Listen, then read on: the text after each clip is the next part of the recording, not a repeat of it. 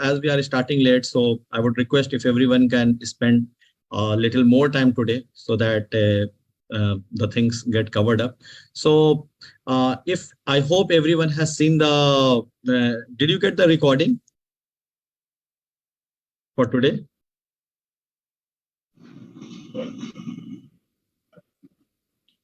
No.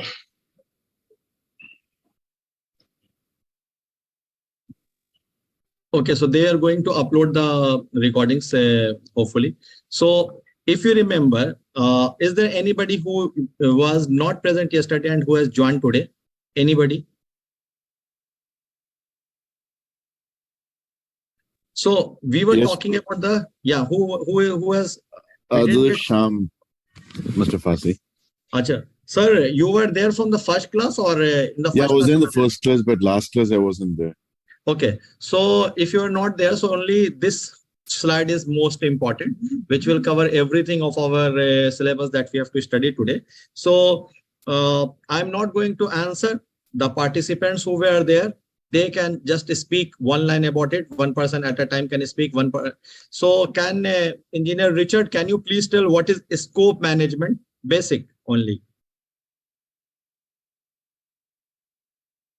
Engineer Richard Roxas, can you, sir, please tell what is the scope management? Basic only information.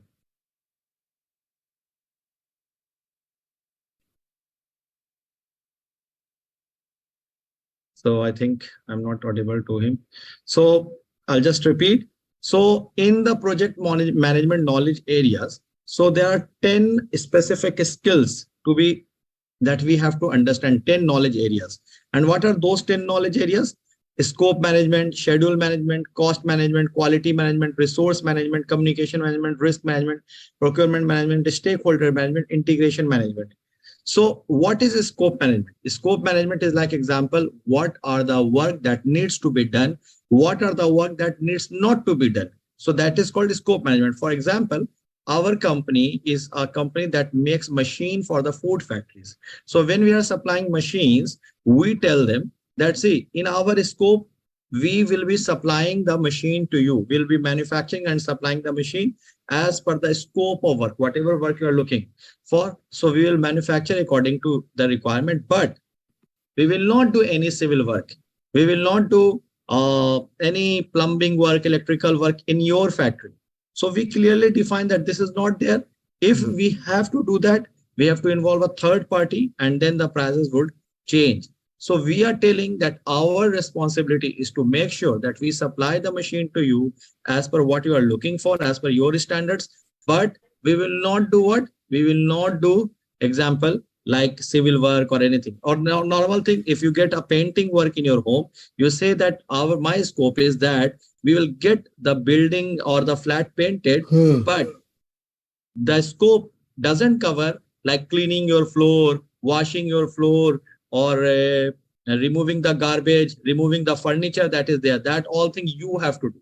So this is called scope management in any project, whether it is a $1 trillion project or $10 project. The scopes are always told. So example, for this particular course, what is the scope that we are doing? The scope is that we will cover project management professional complete training along with, and what are the other thing in the scope? So we say that in the scope, we will provide you with the latest books. We will also provide you with the latest training material. We'll provide you with question bank. We'll provide you with online resources. So these are the scope that IMC covers. What are the scope that IMC will not cover? IMC will not cover the example. I don't know what is the system with you because it depends upon batches to batches. But generally, I understand they will say that we will not cover the PMP fees. You have to give your own fees. We will not cover the membership fees. You have to pay on your own. We will. So, these are the scope that is clearly defined. What will be done? What will not be done? So those things comes under scope management. What comes under schedule management? Schedule management is about the timeline. Which work will be done when? So example, in our training, it is that in 35 hours of training, we will approximately complete everything that is there in the project management professional. We will not leave a single nut and bolt that can be asked in the question. For sure, there will be some small thing that may get skipped as a human error, or it is not possible like to cover exactly 100%, but approximately 99% of everything gets covered. One or two small bits and pieces can come from here and there. So that is like, okay. But in the schedule management, we say in 35 hours, we will do these all things. The training starts on this particular day. The training ends on this particular day and elsewhere. Also in schedule management, the things are refined. So example, if you are giving for a painting activity, so the painter understands that when the primary coat has to be applied, when the secondary coat has to be applied, how much is the drying time, what is the cleaning time, and all those things. So those all things come under schedule management. What is the third thing? Cost management. See, whenever you are doing any particular project, you need to be very, very careful about the cost, because see, any company, any business, when they are in market, why we are in market? So that we can make money. Why you want to make money? So that the company can survive. You can pay for the employees, you can pay for whatsoever you are managing. So you need to run the show. So you need to make sure that the cost is well maintained and managed. So example, what happens generally, most of the cases, the projects fail in cost management and time management. Why it fails? So there is a very beautiful article. I think I have already shared with you. So example, it is just extra, nothing related to your syllabus or something. Why good projects fail anyway. This is a very beautiful article written from Harvard Business Review.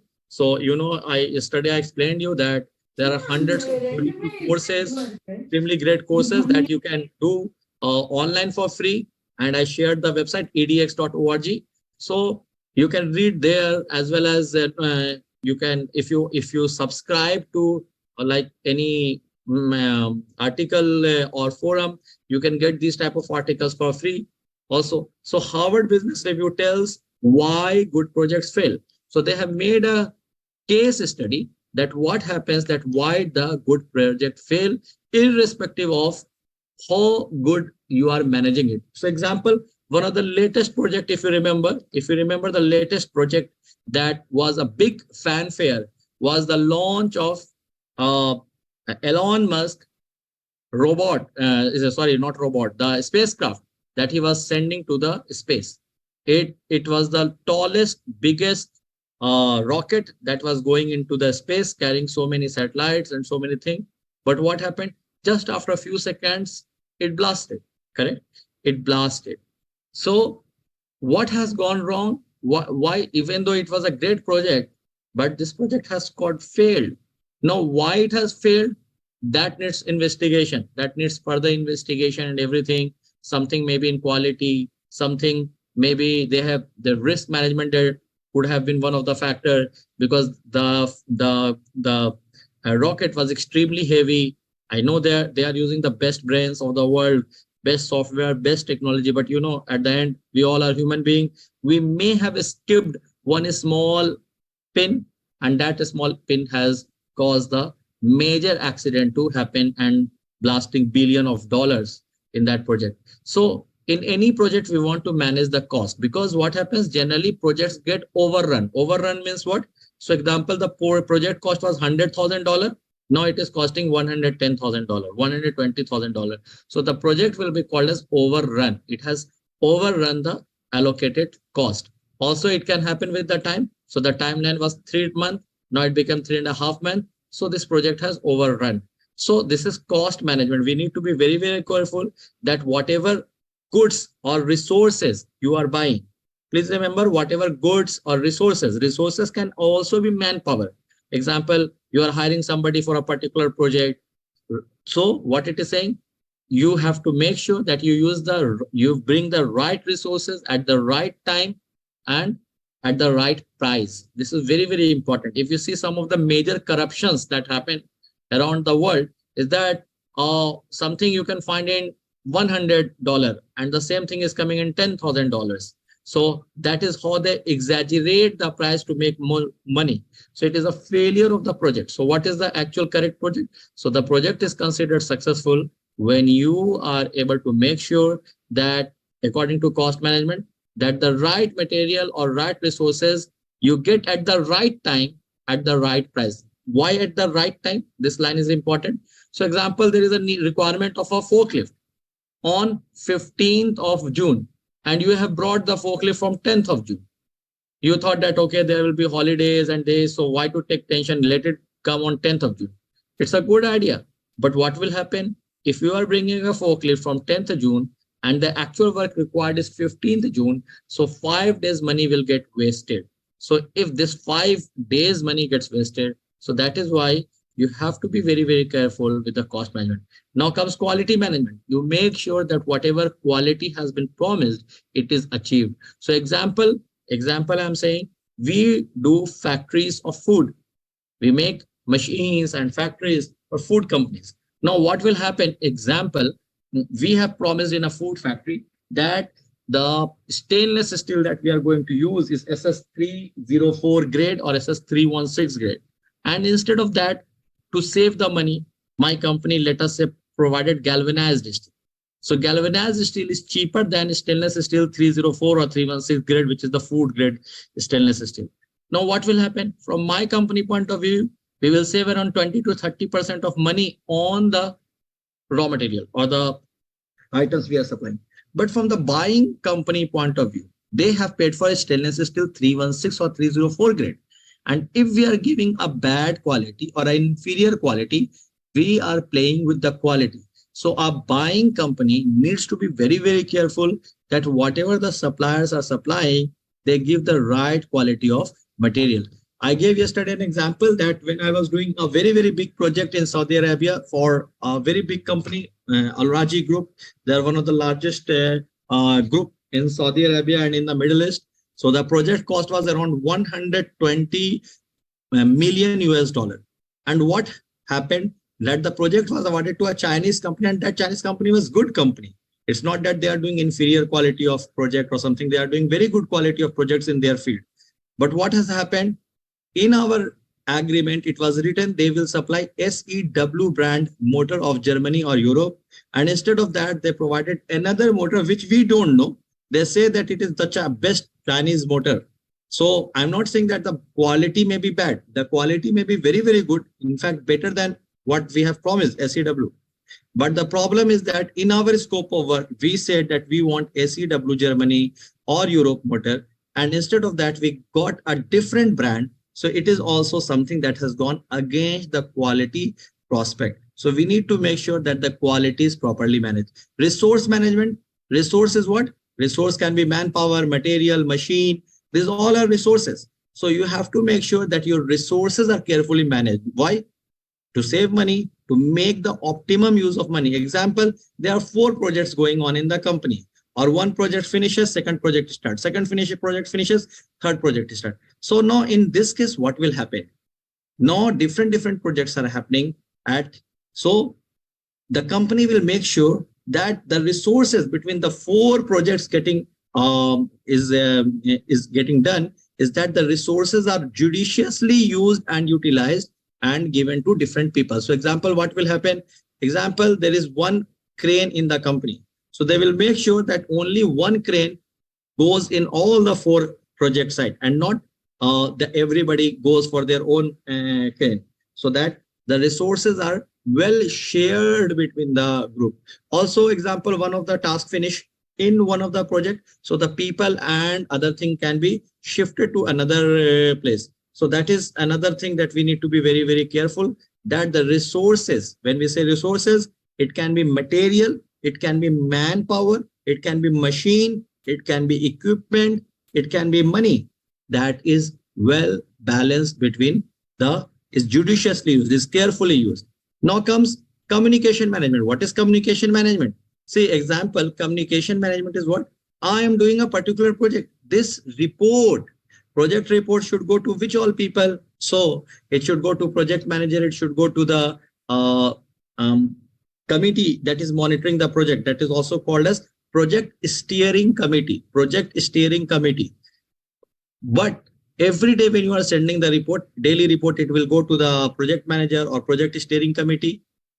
Will it go to the director or CEO? Not needed. But maybe the monthly report of the project, it will go to the director or CEO that they want to know what is happening, what is not happening. So that is why you have to make sure which all people can has to be put in the CC of the email, which needs to be copied in which type of email, what will be the system of reporting, what all things will be reported in the information. So I will show you one project report as a sample.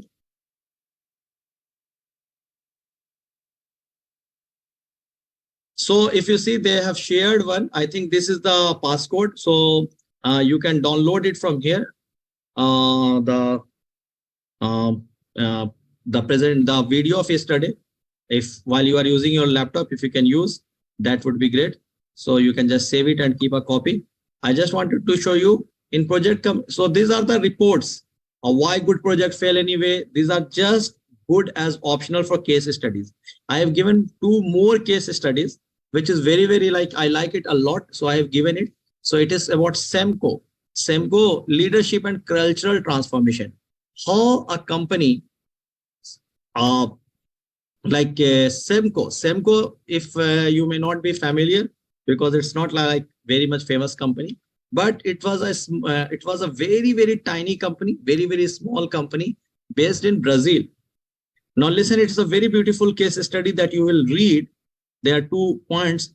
It is not related to projects management, but it is related to one aspect of project management, which is leadership, and how leadership plays a big role in projects management. So leadership. So we have to understand from leadership point of view, just at all, it's optional, not compulsory for you to read, not related to PMP or the syllabus. If you have time, read it. It is a beautiful case study of Ricardo Semler. So just in nutshell, just to summarize, what is the story all about? The story talks about one person, Ricardo Semler, who is the son of the owner of company SEMCO. And what is SEMCO? SEMCO is a small company making pumps and these type of thing, machines and everything in Brazil. Now the father wanted the son to take the leadership role and become the CEO and owner of the company. So he said to his young son, so his young son said to his father, I will take the responsibility, but I have 2 conditions. So he said, what are the conditions?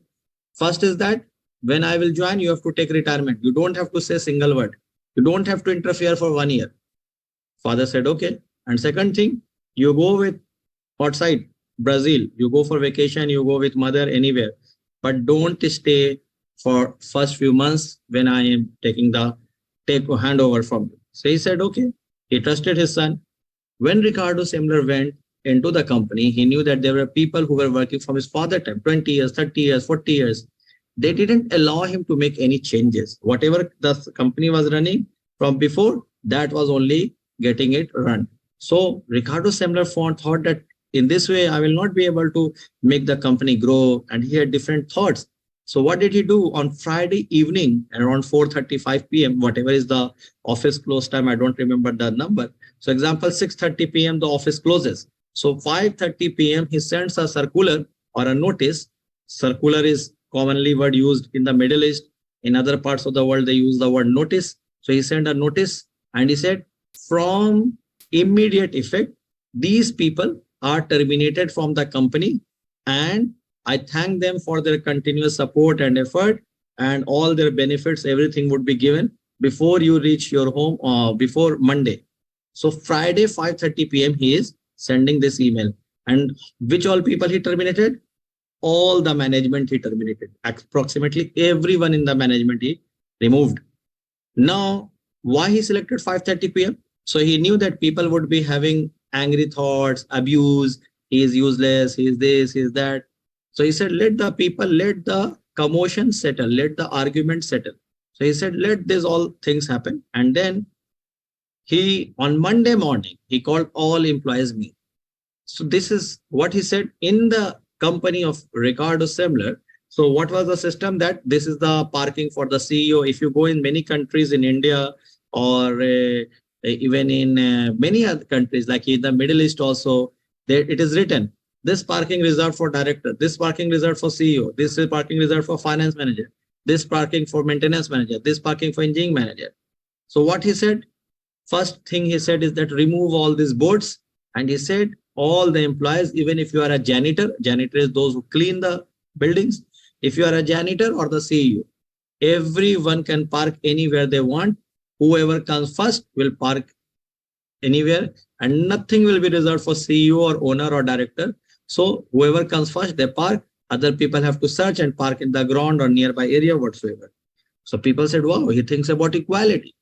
There was one thing that whenever the people would go out of the office, company, the factory, their pockets would be checked. So he thought that this is like not trusting your employee.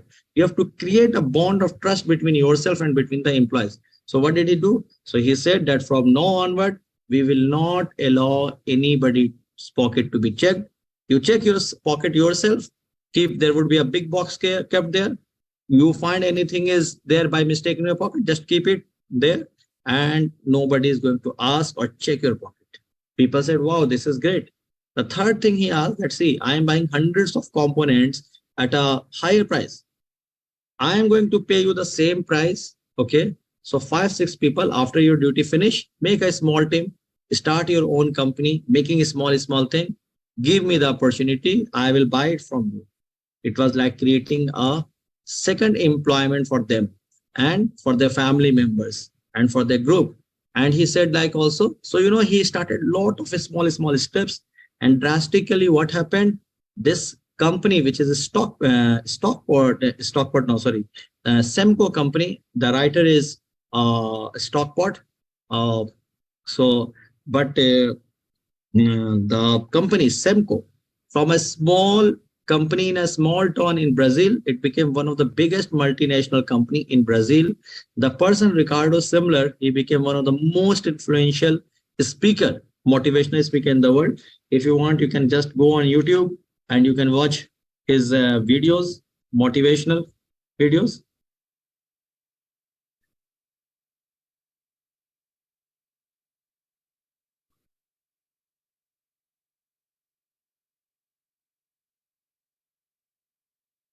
So he is Ricardo Semler. He has done small steps to building trust immediately in your team. Ricardo Semler. So this is the guy. So he has spoken a lot. He is now a very big speaker and very famous person. So this is about Ricardo Semler. So it is a very beautiful case study that you can study. Now I was showing you the project reports. So see, every company have their own standards of making report and sending. In one of the company where I worked for a very short time, I created the reporting system because they didn't have the reporting system in the company for projects. So I created a system, I created an Excel sheet only so that people can know what is happening, what is not happening. So I will just show you one of the report, and that is also there. Those who want to see, they can see. Those who want to use can use those. But this is for a factory project. For those people who are from different background, the project input and other thing can change for them. So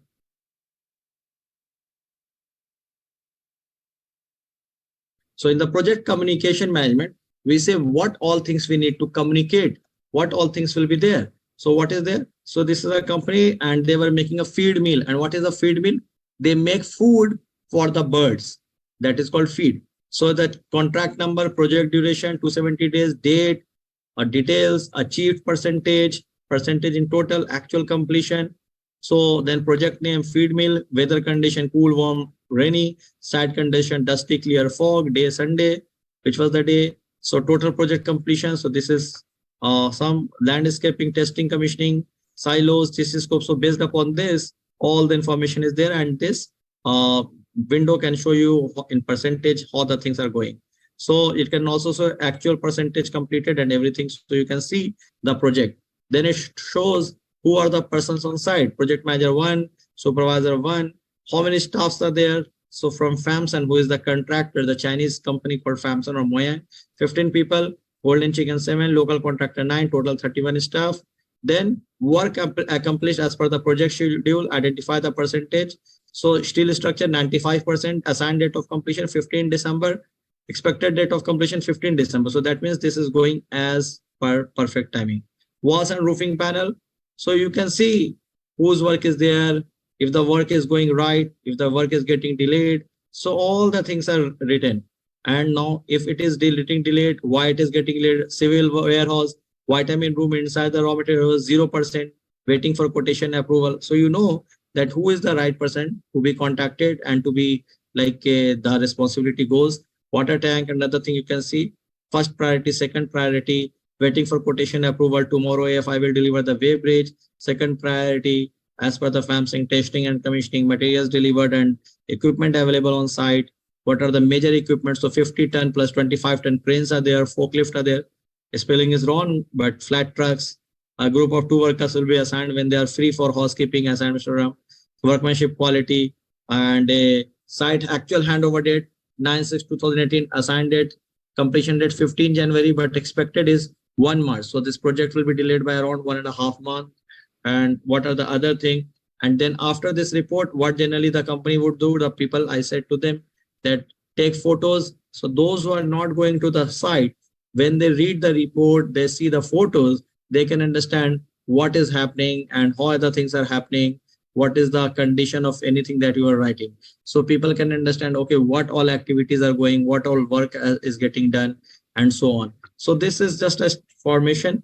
But what happens in the project communication management when you are doing? So you communicate what all thing is to be done, what are the things not to be done, and who will be reported, when, what will be the communication. Risk management, I told you, what is risk management?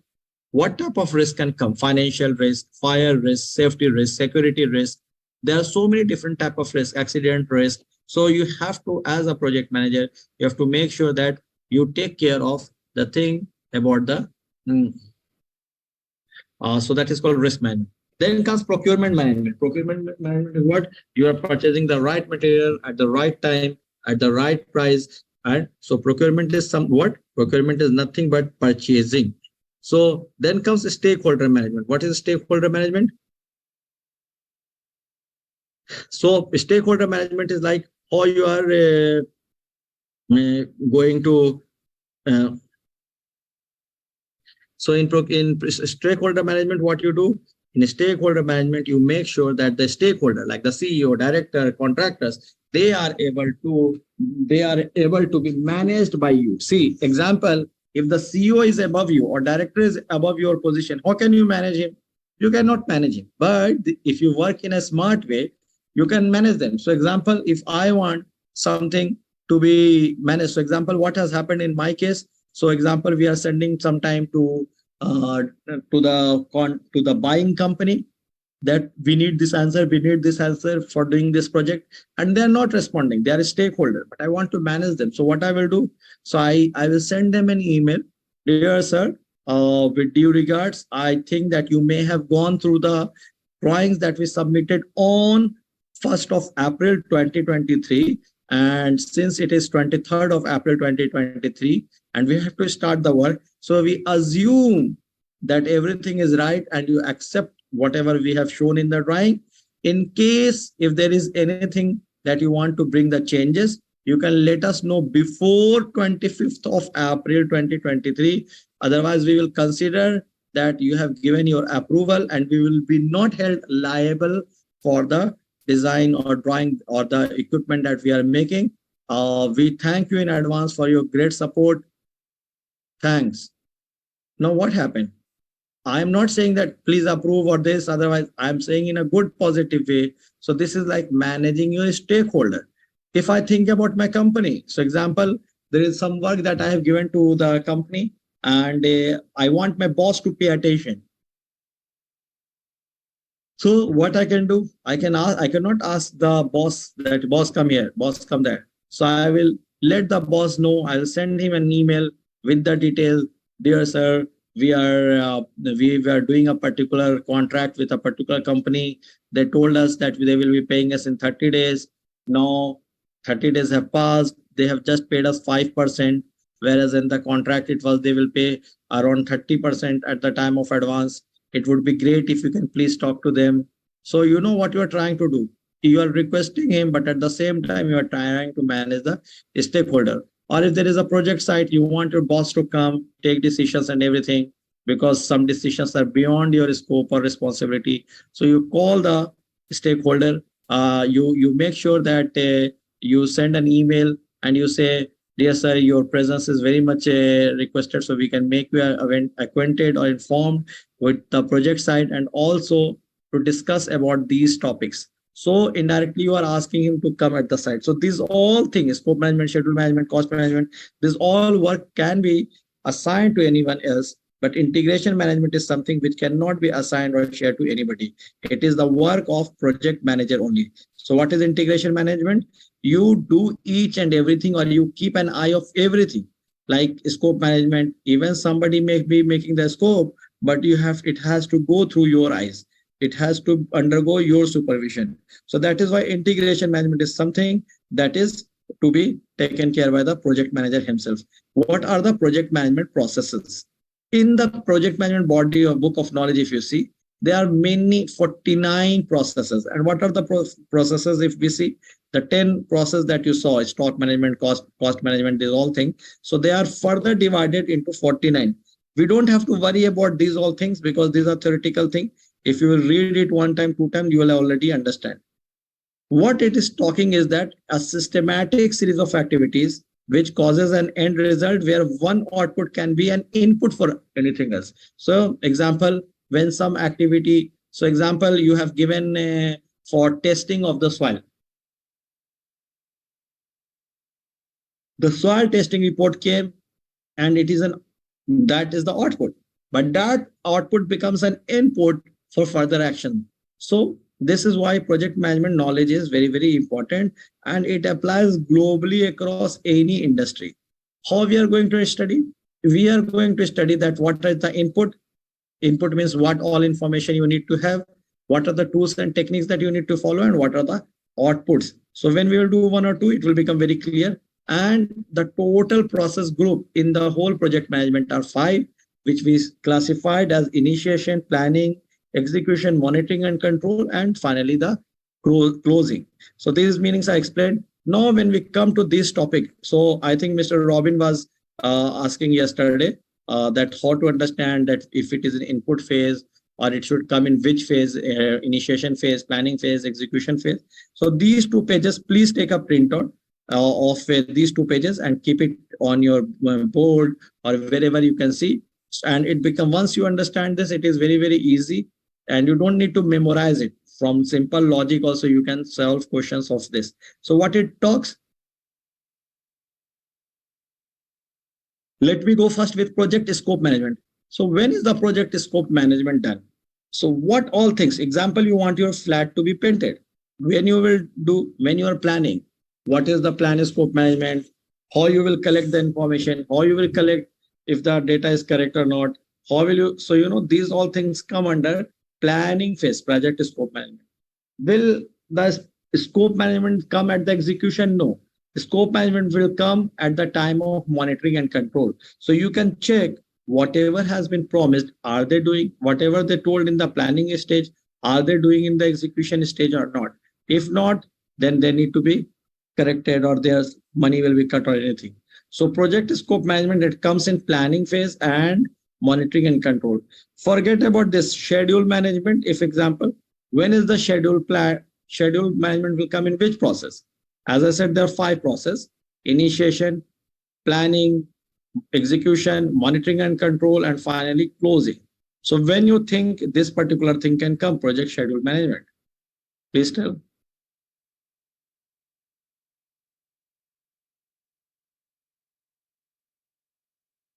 Anybody, please tell. I hope you all are not sleeping. Sir, monitoring and control. Yeah, so if project schedule management. So what is schedule management? Yeah, so it is saying, okay, which activity will be done when, which activity will be done when. So it will come in the planning stage. So you are saying, and then in the monitoring and control stage, you will check this date was promised by them. Are they doing the right thing or they are not doing the right thing? So from that, you can see if it is going on the track or it has gone off the track. So that is project scope management. So that these all things will become clear more when we will do further. Project risk management example, when you should do the risk management study. At the time of planning, you have to think what type of risk are there, how to fix those risks. Okay.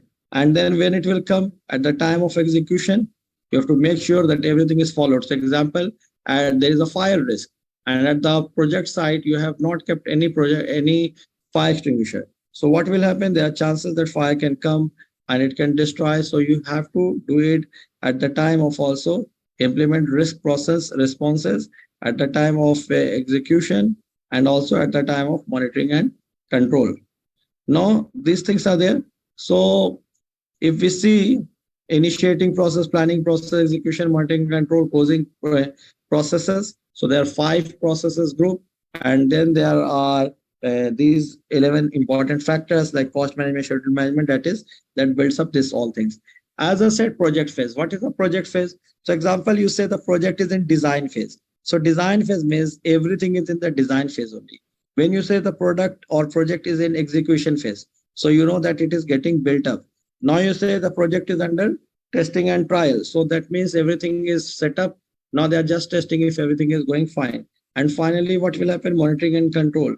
So you have to make sure that everything is monitored and controlled and executed as per the standard. So that is the project phase. So in project phase, what happens? Suppose you have made the drawing. Before moving from drawing to direct manufacturing by the machine, you will check what? You will check different thing. And then if everything passes, then from one project phase, it will go to another project phase. That is example, you are thinking that I should start a small business. And then you say that, okay, in next year, by this, we will inform the information. So now this project phase, when we are saying, so something is in the design phase, before it, after the design phase finish, it will go into the execution or construction. So from design phase, when you are going to construction, so this phase change is happening, and that is called project phase. So we will study here. It depends upon many things: name, number, duration, resource requirement, exit and exit criteria. Project may be separated into distinct phase or sub-component. So example, if you say painting the wall, see, painting the wall is not very much clear. You cannot measure it. So you say painting of the wall per square feet or per square meter. So you can then check, okay, how much has gone done. So this is where I told you that there are words that are used for Paul gates, phase gate, stage gate, kill point, or phase review. What is phase gate, stage gate, kill point, or phase review? Suppose you are in the design, and from design you have to go to the construction. You cannot build it, because if you build it and then the person said this was not what I was looking for, there will be money loss and the customer's right responses would be not filled. So what they do? So after the design, the team will sit to discuss all that pros and cons of everything, whether they need some more modification or whether they don't need any modification. So that is called phase gate or toll gate or kill point or phase review. All are written here. The project's transformation and progress are compared to project and business document like project business case, project charter, project management plan, and benefit management plan, etc. Project gets help in making either you should go ahead and do the decision, or you should not go and stop the decision. So that is where it is. Project and development life cycle. So there are 5 cycles that we have to study. And what are the cycle? A project life cycle is a series of phases that a project undergoes through from start till its final completion. Project life cycle can be many, like predictive. What is predictive? The predictive is also called by the name waterfall method. And what is predictive? So example, if you are making your house, so the first step could be to buy the land. Second thing could be to have the digging of the soil. So the third thing will be piling up. So you already know what all the things or steps that you need to take care to make sure that your product or project progresses successfully. Then comes iterative. What is iterative?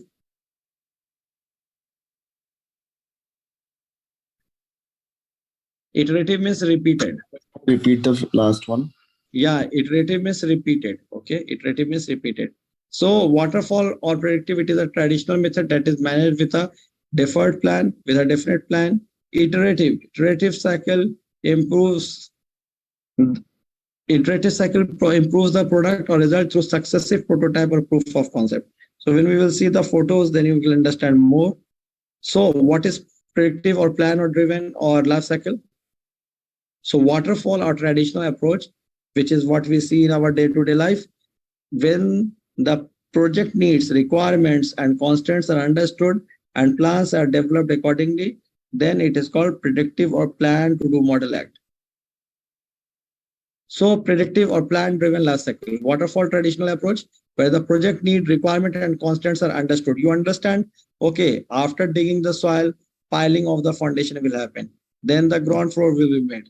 Then this will happen. So this is all called waterfall or traditional method or predictive method. So you can estimate what all things will happen. So that is the waterfall or traditional approach. Project describe, time, cost are determined as early in the projects possible. The cycle is referred to use when project outcomes are well understood and known. When you know what is finally going to be achieved, what is the number, then this project is called successful. Productive project manager helps to project management makes sure to monitor and control changes on the project last night, impact the triple constant triangle, etc. Now we come to iterative. What is iterative? So iterative, a product life cycle when the project scope is generally determined early in the project life cycle, but the time and cost estimates are generally stopping you from taking that particular course. So that is iterative. You do changes little, and see. Again, small little changes, then you see.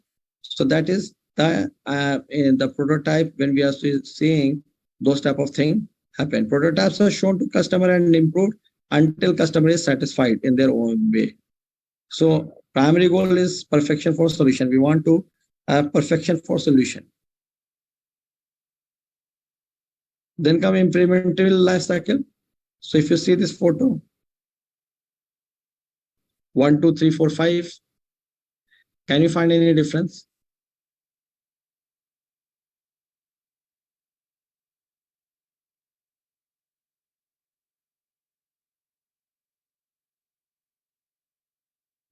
Sir, as per the photo, I see the Mona Lisa in iterative is repeated only for different for the same shape. But in the incremental, they are showing part by part. Yeah. So now what happens in iterative? Iterative is a repeated method. So he made first here, then he said, no, this is not looking good. He made it in another style. This is looking good. Then he colored a bit, third. Then he colored more, fourth. Then he finally gave the final touch. Those are the 5 stages of iterative. It can be 10 steps, 20 steps, 3 steps, or whatsoever. It's not compulsory. And then comes incremental. What is incremental? It increases slowly a bit. So example, sometime you may have heard that this particular cloth or dress you bought for your son or daughter, and then it has become short. So what is happening? They have increased their height, and that is why this is happening. So in incremental, if you see, they painted the forehead of Mona Lisa. Then one day they painted the hair of the left-hand side. Then they did another increment. Then they did another increment till the finally made Mona Lisa painting. So now comes agile life cycle. What is agile? Agile means adapting very, very fast. So we will see agile. So should we take a 10-minute break? Today, anyway, we have to extend 20 minutes more. So let's take 10-minute break. So people can fresh themselves. I know I was late, so people were just getting bored and wasting their time. Should we take a 10-minute break? Sure, sir. Sure. Okay. Okay, so we take a 10-minute break.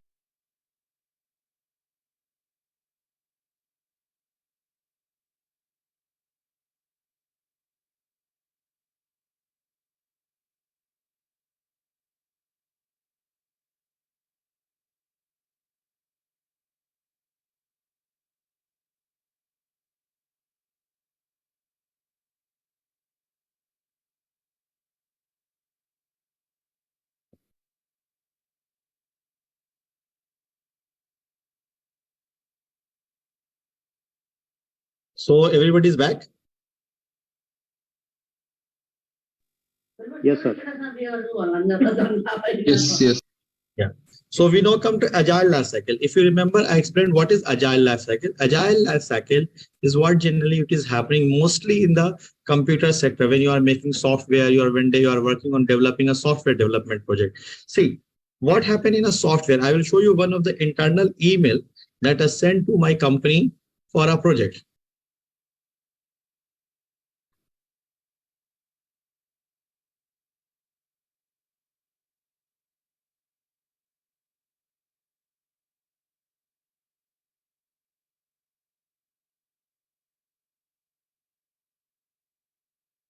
See, when we go to a example, when we sit with a contractor, we want to make our house. When we are working on a particular project, we want to make a machine or anything. We know what we want exactly. You can say 5 meter long, 10 meter thing. But when we are developing the software, generally what happens? You have just a thought, and that thought needs to be converted into a product. So please read this question that read this point. This software, please try to understand what is this software talking about. Just try to read what is they are thinking about, what I wrote to my company.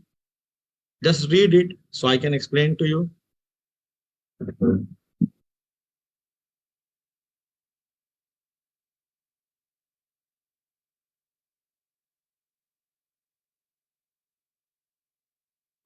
Telling my company, we need to have a software where it can do the quotation generation. It can create the quotation on their own. Now in my company, the quotation is prepared mostly by a staff who is generating the quotation. So I say most of the thing which is like is our standard, they can be generated the quotations very fast. Database management can happen. The software can remind us about quotation, giving notices to follow until close, why it's in real time for the first time when the PO is received, what is the status, when it is in construction, when it is for approval, when it is in the manufacturing stage, and other things. So this is a concept. Now, if I go with this particular concept to a software developer, so I'm just giving a concept, correct? The concept needs to be rebuilt. So what they will do, they will understand, they will sit with me, what you need, what you don't need. So in the first phase, they are going to make a particular demo of the software. So see, out of the 20 things that you are saying, these are the top 2 things that you want. So it will look like this. So they make top 2 things that it will look like this. So this is what they are doing. They are making a demonstration that this is. So then I will see review and I will say, see, I am not looking this type of software. See, what I want is that this buttons you put there, you can put an option where I can find it like this. You can put an option for this. You should not put this. So they will say, okay, then the changes would happen. In Agile, they allow the changes to happen. So it is a modern project approach where team work collaboratively with customer to determine the project need. So it's, if you are going to make a building, you are going to make a machine, you know the outcome. But when you with softwares, you don't know really exactly how the software would look like. How would the software do? You just have a thought, you have a concept. So that concept needs to be made into a software. So the customer and the developer, they need to sit together, they need to work together to come up with solution. Because this is my thought, somebody else has to do. So they have to sit on, they have to show demo, that is it like this. Then I say, no, you have to add this, you have to remove this. So those all things.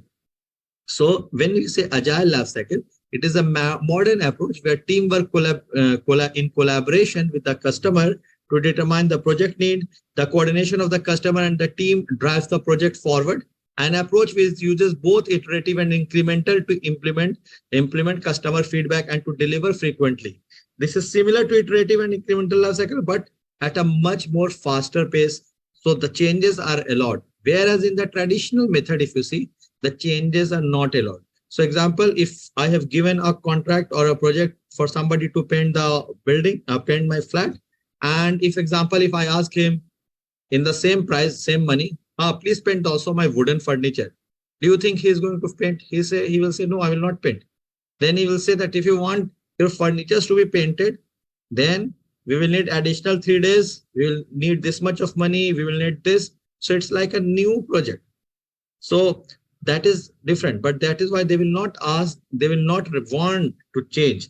But in project Agile lifecycle, the changes do happen and they encourage the changes to happen because you are developing a software. So they work well in environment, high level of changes and ongoing stakeholder involvement in a project. Stakeholders, example, if I want for my company that software to be made, So I am a stakeholder and my involvement is very much needed. In this, team delivers the highest value work first to customer. So example, if I have written 20 features that I want, so they cannot make 20 features and then give it to me. So what they can do, instead of 20 features, they will do few features and they will show, is it right? Is it, do you think that this is going out correct or not? So this is the thing. So in agile life cycle, the things keep on changing. Now, after agile comes what? Agile hybrid. What is hybrid?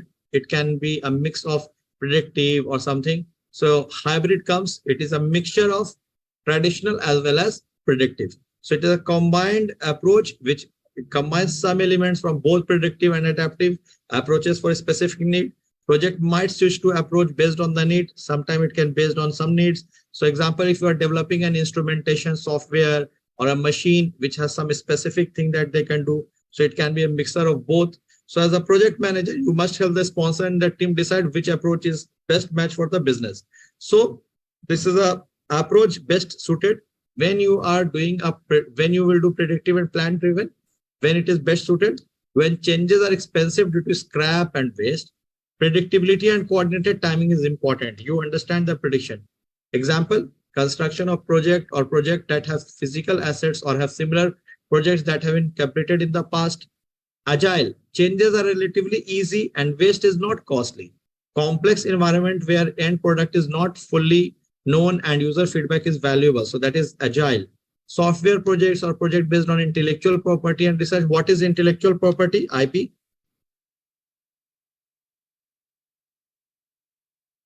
What is IP?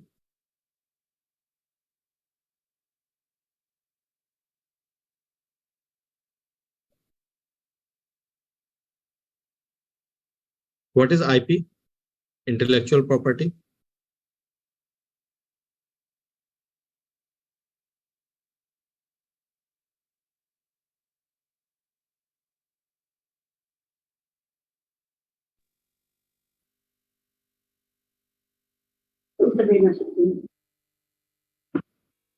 Like So, internet protocol.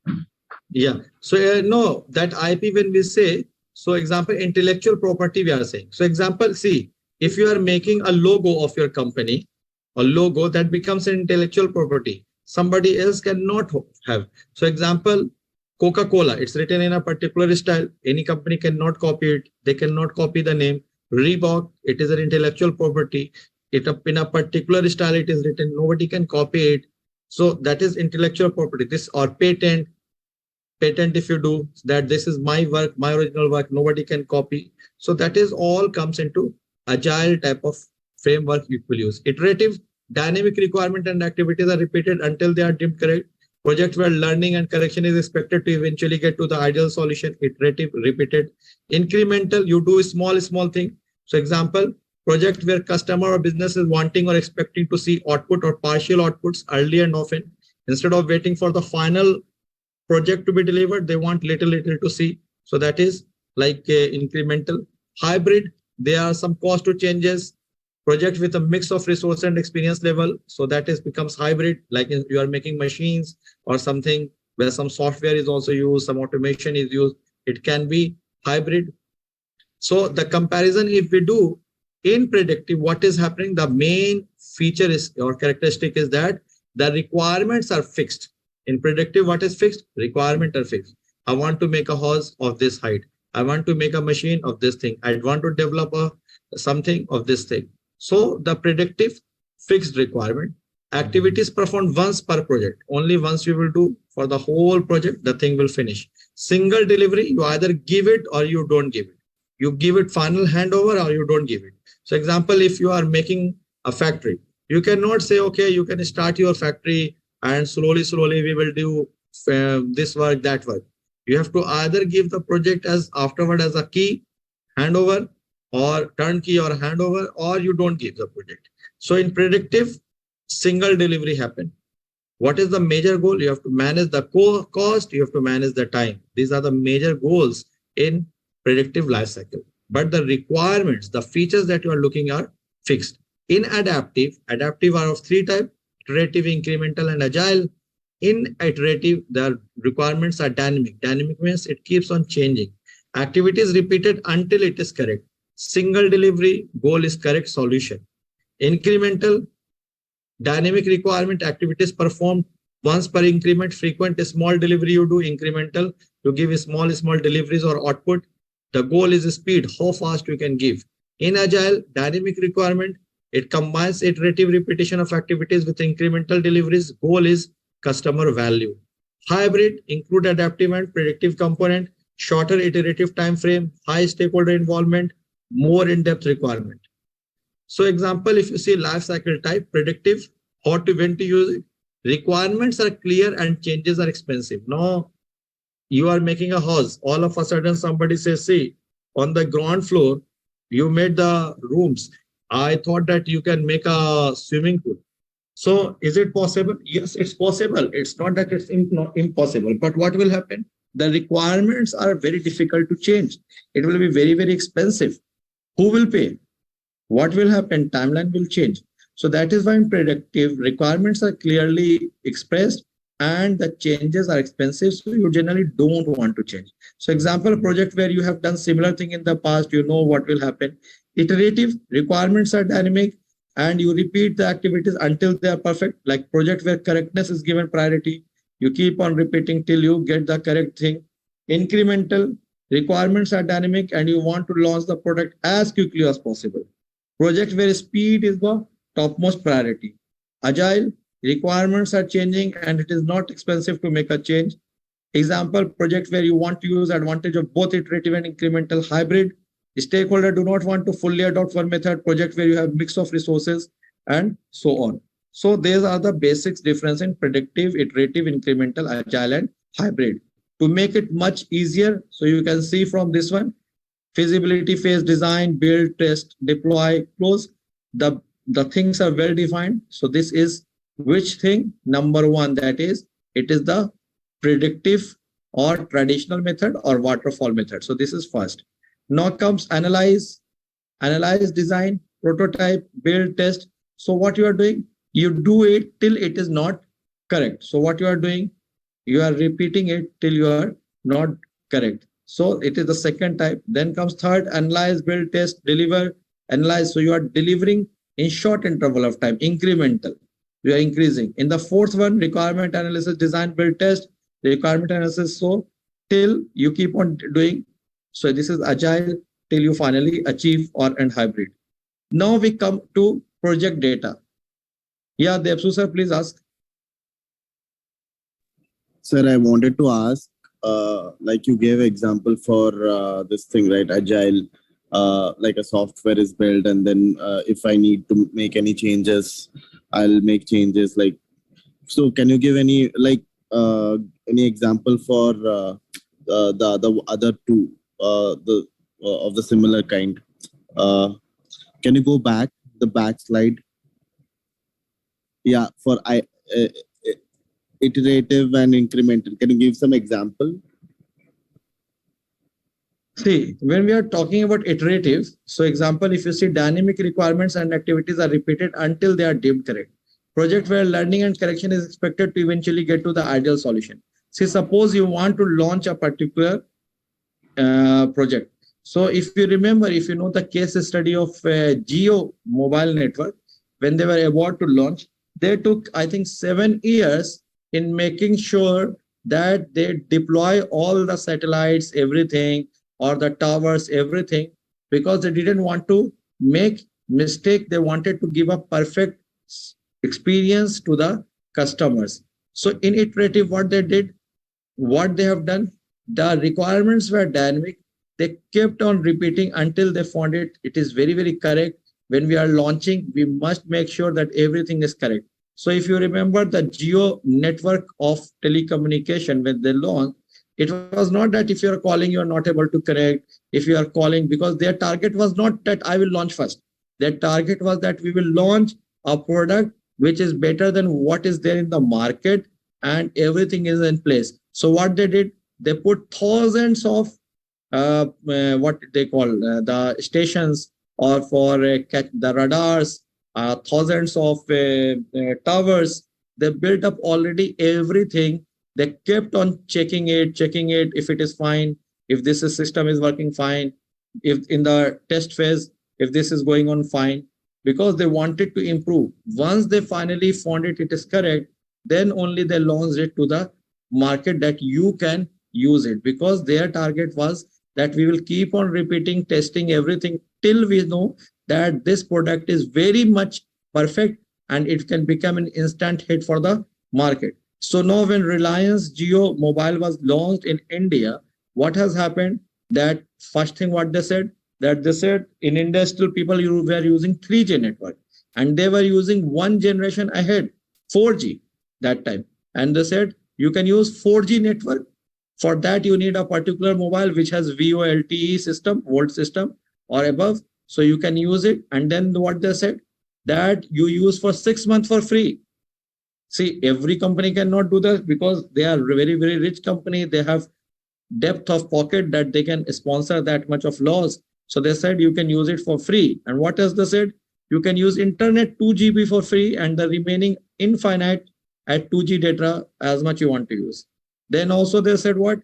That you can call unlimited to anyone, any mobile, any telephone in India, unlimited as much as you want. No, this all thing, if you think, it's not that it's like a TV that you switch on the TV and everything works.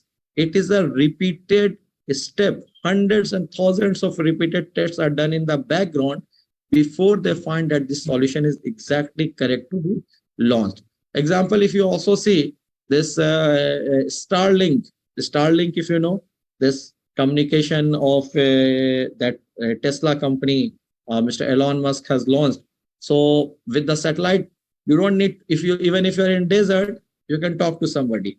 Even if you're on moon, you can talk to somebody in your family. So it is a satellite based communication. So what Elon Musk is doing, that he has launched thousands of balloons. He has committed thousands of balloons they have launched.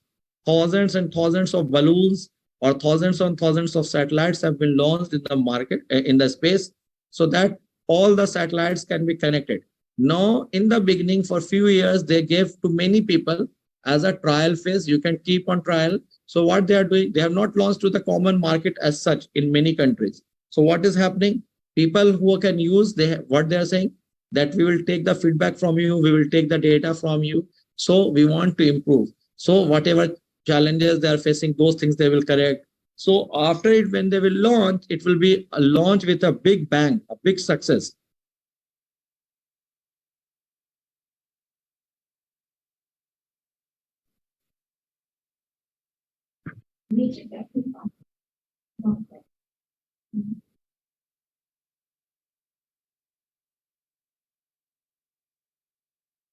So this is called iterative. Is it clear, Mr. Debsu? Yes, sir. But I'm kind of confused with the iterative and the what is that agile, because both of them sounds like, you know, it's similar, right? We will not launch software. So yeah, it is similar only. See, iterative, incremental, and agile all are part of adaptive. Iterative, incremental, and agile all are part of adaptive. What does adaptive means? Adaptive from the English word comes adapt. Something which you are ready to change, which you are ready to adapt. So these all are same thing, adaptive. But little differences are there in iterative, incremental, and agile. But all of them will be coming under adaptive. If you are able to change. See, example I'm saying, in our traditional method of learning, what topic we are studying? PMP. So this is predictive type of learning we are doing. But if it is not like open, it's open and it's adaptive. So it's not like example I'm saying, just to make you understand. So in this particular training, it is predictive, that PMP training will happen, everything is there. But suppose instead of like you are enrolling for 35 hours of PMP, you enroll for 35 hours of, let us say, any professional courses you want to, and your goal is not to pass PMP, but to know the latest thing that is happening, that latest technology or latest business management or project management, operations management thing. So what happened? You tell me 35 hours are there. So what I will do, I will start what like project management. Then somebody asks, can you tell me something about Six Sigma? So now I will start telling you more about Six Sigma. Then somebody asked me, can you tell me about example I'm saying just for information? Like you want to ask how to do the business analysis. Can you tell me? So I start business analysis. Can you tell me this? Now what I'm doing? I'm adapting as per your requirement. The scope of the syllabus is not fixed. It's not predictive. It's adaptive. So I am changing as per your requirement. That will be called as adaptive. But if everything is well defined, so it will be like predictive. So in this particular training, this is a predictive training where the goal fixed requirement is there. Single delivery is there. Once the project management complete will be there. Goal is what? Here to manage the time, make sure that everything is completed within the exact time. So this is predictive. But instead of 35 hours example, you say in 35 hours, you can teach anything, whichever the participants want. So some participant may want something, so I will teach them that. Some participant may want something, that I will teach that thing. So that will become adaptive, how you are able to adapt. So that is what I gave you the example of a software. When you are developing a software, or example, I wrote about my company, when we are looking to develop a software. So example, I gave this idea to my company that we need a particular software. Now what will happen? I have to sit with a software developer or a company, whoever is into, and I have to tell my ideas. Now they will ask hundreds of different questions from me. Then what will happen? Because this is my brainchild, this is coming from my thoughts. So I or my company, somebody, they need to sit together on a day-to-day basis with the developer, so that the developer can show, see, this is what the demo I am made. So you will say, no, this is not. I need something like this. I need something like that. If you are, example, asking somebody to develop a website, so he may develop a website, but you will say, no. See, in this website, you didn't put any contact me option. You didn't put this option. You didn't put that option. So what the person will say, okay, I will add this, I will add this. So he is doing adaptive. Now, in adaptive, whether it will be iterative, incremental, or agile, it will vary based upon the different type of requirement. So iterative, it will be when the requirements, what is the goal is that you have to give a correct solution. Until and unless you give a correct solution, don't launch it. So you will use iterative. So that's what I gave the example of Reliance Jio, where they wanted to make sure that everything is perfect before they launch, so that they may have done repeated testing, repeated launch, repeated trials, repeated errors, till they found that the solution is correct, and they launched the 4G network, which was not there in India. So it will be called iterative. Now when we will call incremental, so example, they launch something and then they keep on adding something till, because their goal is what? Speed. So example, Air India, example, I'm not exactly there. They bought the airlines company. Now the first project was that they take control of the cargo ship, aeroplane, everything. Now to start the domestic vision, what they want, now they have to compete with the international, order the planes, order this. So one step at a time they are doing, they are increasing their reach, increasing their thing. So that is called an incremental. So frequent small deliveries they are doing. The goal is speed. Speed is their ultimate goal. In agile, this is same mix up of iterative, incremental. What is happening? It is also a dynamic requirement. It is combines iterative repetition of activities with incremental deliveries. Goal is customer value. What is the goal? Example, I am asking for a software to be developed. The company that is developing a software, what is their goal? That whatever the customer is looking for, we develop the software or solution as based on the expectation of the customer, because we have to deliver value to the customer. Whatever he is looking for, that needs to be delivered. So that is called agile. So if you say iterative, incremental, agile, all are exactly adaptive, with very minute difference between the three. Is it clear, Mr. Debsul? Yes. Hello, sir. This is Vishwas. I Hello, have sir. one doubt in predictive and adaptive, sir. So, in a software production project, right? So there will be two systems. One is like non-production, and then is a production system, right? So when you say single delivery, you are saying on the non-production system, sir, or on the production system? So actually, what is production and non-production? Can you explain to me? As I'm not So from the production- software, so I may not be Okay, familiar sure, with the word. Sure, sir. Sure. Non-production is where the user will do the testing. It is, you can say it as like user acceptance testing, right? Just to make sure the requirements which they prescribed at the first has been correctly delivered. So it is Okay. not live to the customers. It is still with the users. They will do this testing. So that is the non-production system. Production system is like a live system where the customers will test out that product directly.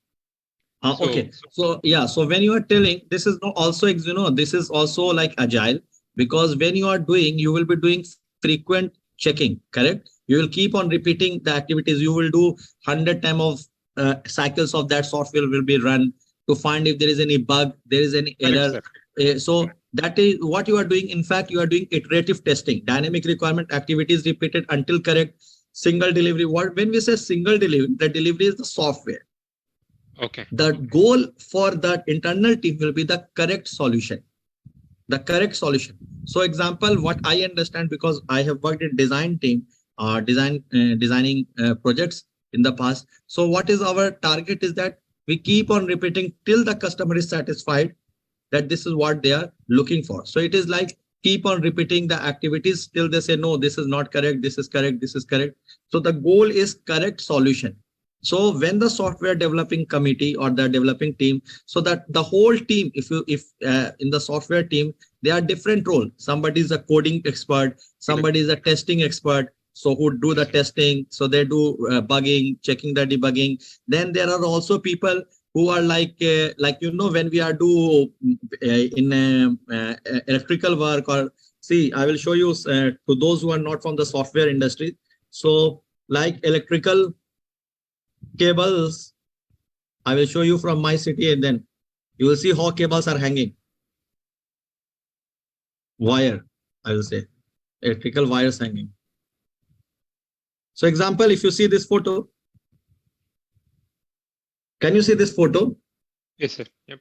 So this is from Nigeria. Similar thing, it also is in my area also. It happens in India. So all the cables in the pole are like this. People are putting cables and everything like this. If you say this is very, very bad, correct? It's extremely dangerous. In the software also, when the people are coding, there are jargons, there are unnecessary coding lines, there are unnecessary codes, unnecessary extreme lines. The same coding line has been done in the past, the same coding line. Now see, if example, this electrician is working for 20 years in this area, he will know which cable goes where, which cable doesn't go. But instead of this person, if there is somebody else, it is extremely difficult for him to find out where is the fault, correct? So then what happened in project of factories, electrical cable dressing happened. So we say electrical cables dressing. What is cable dressing? So, if you say cable dressing, so example, what happened in a cable dressing? Everything is well defined. If you see, every, this yellow will go here, white will go here. See wire dressing, 1/3, 1/5, 1/7, 7, 5, 3, 2. It is going in 6/16. So anybody who is working after the actual system has been installed, they can easily identify that, okay, which cable is going where, what is the fault. They can read the diagram, they can fix it. So this is called cable dressing.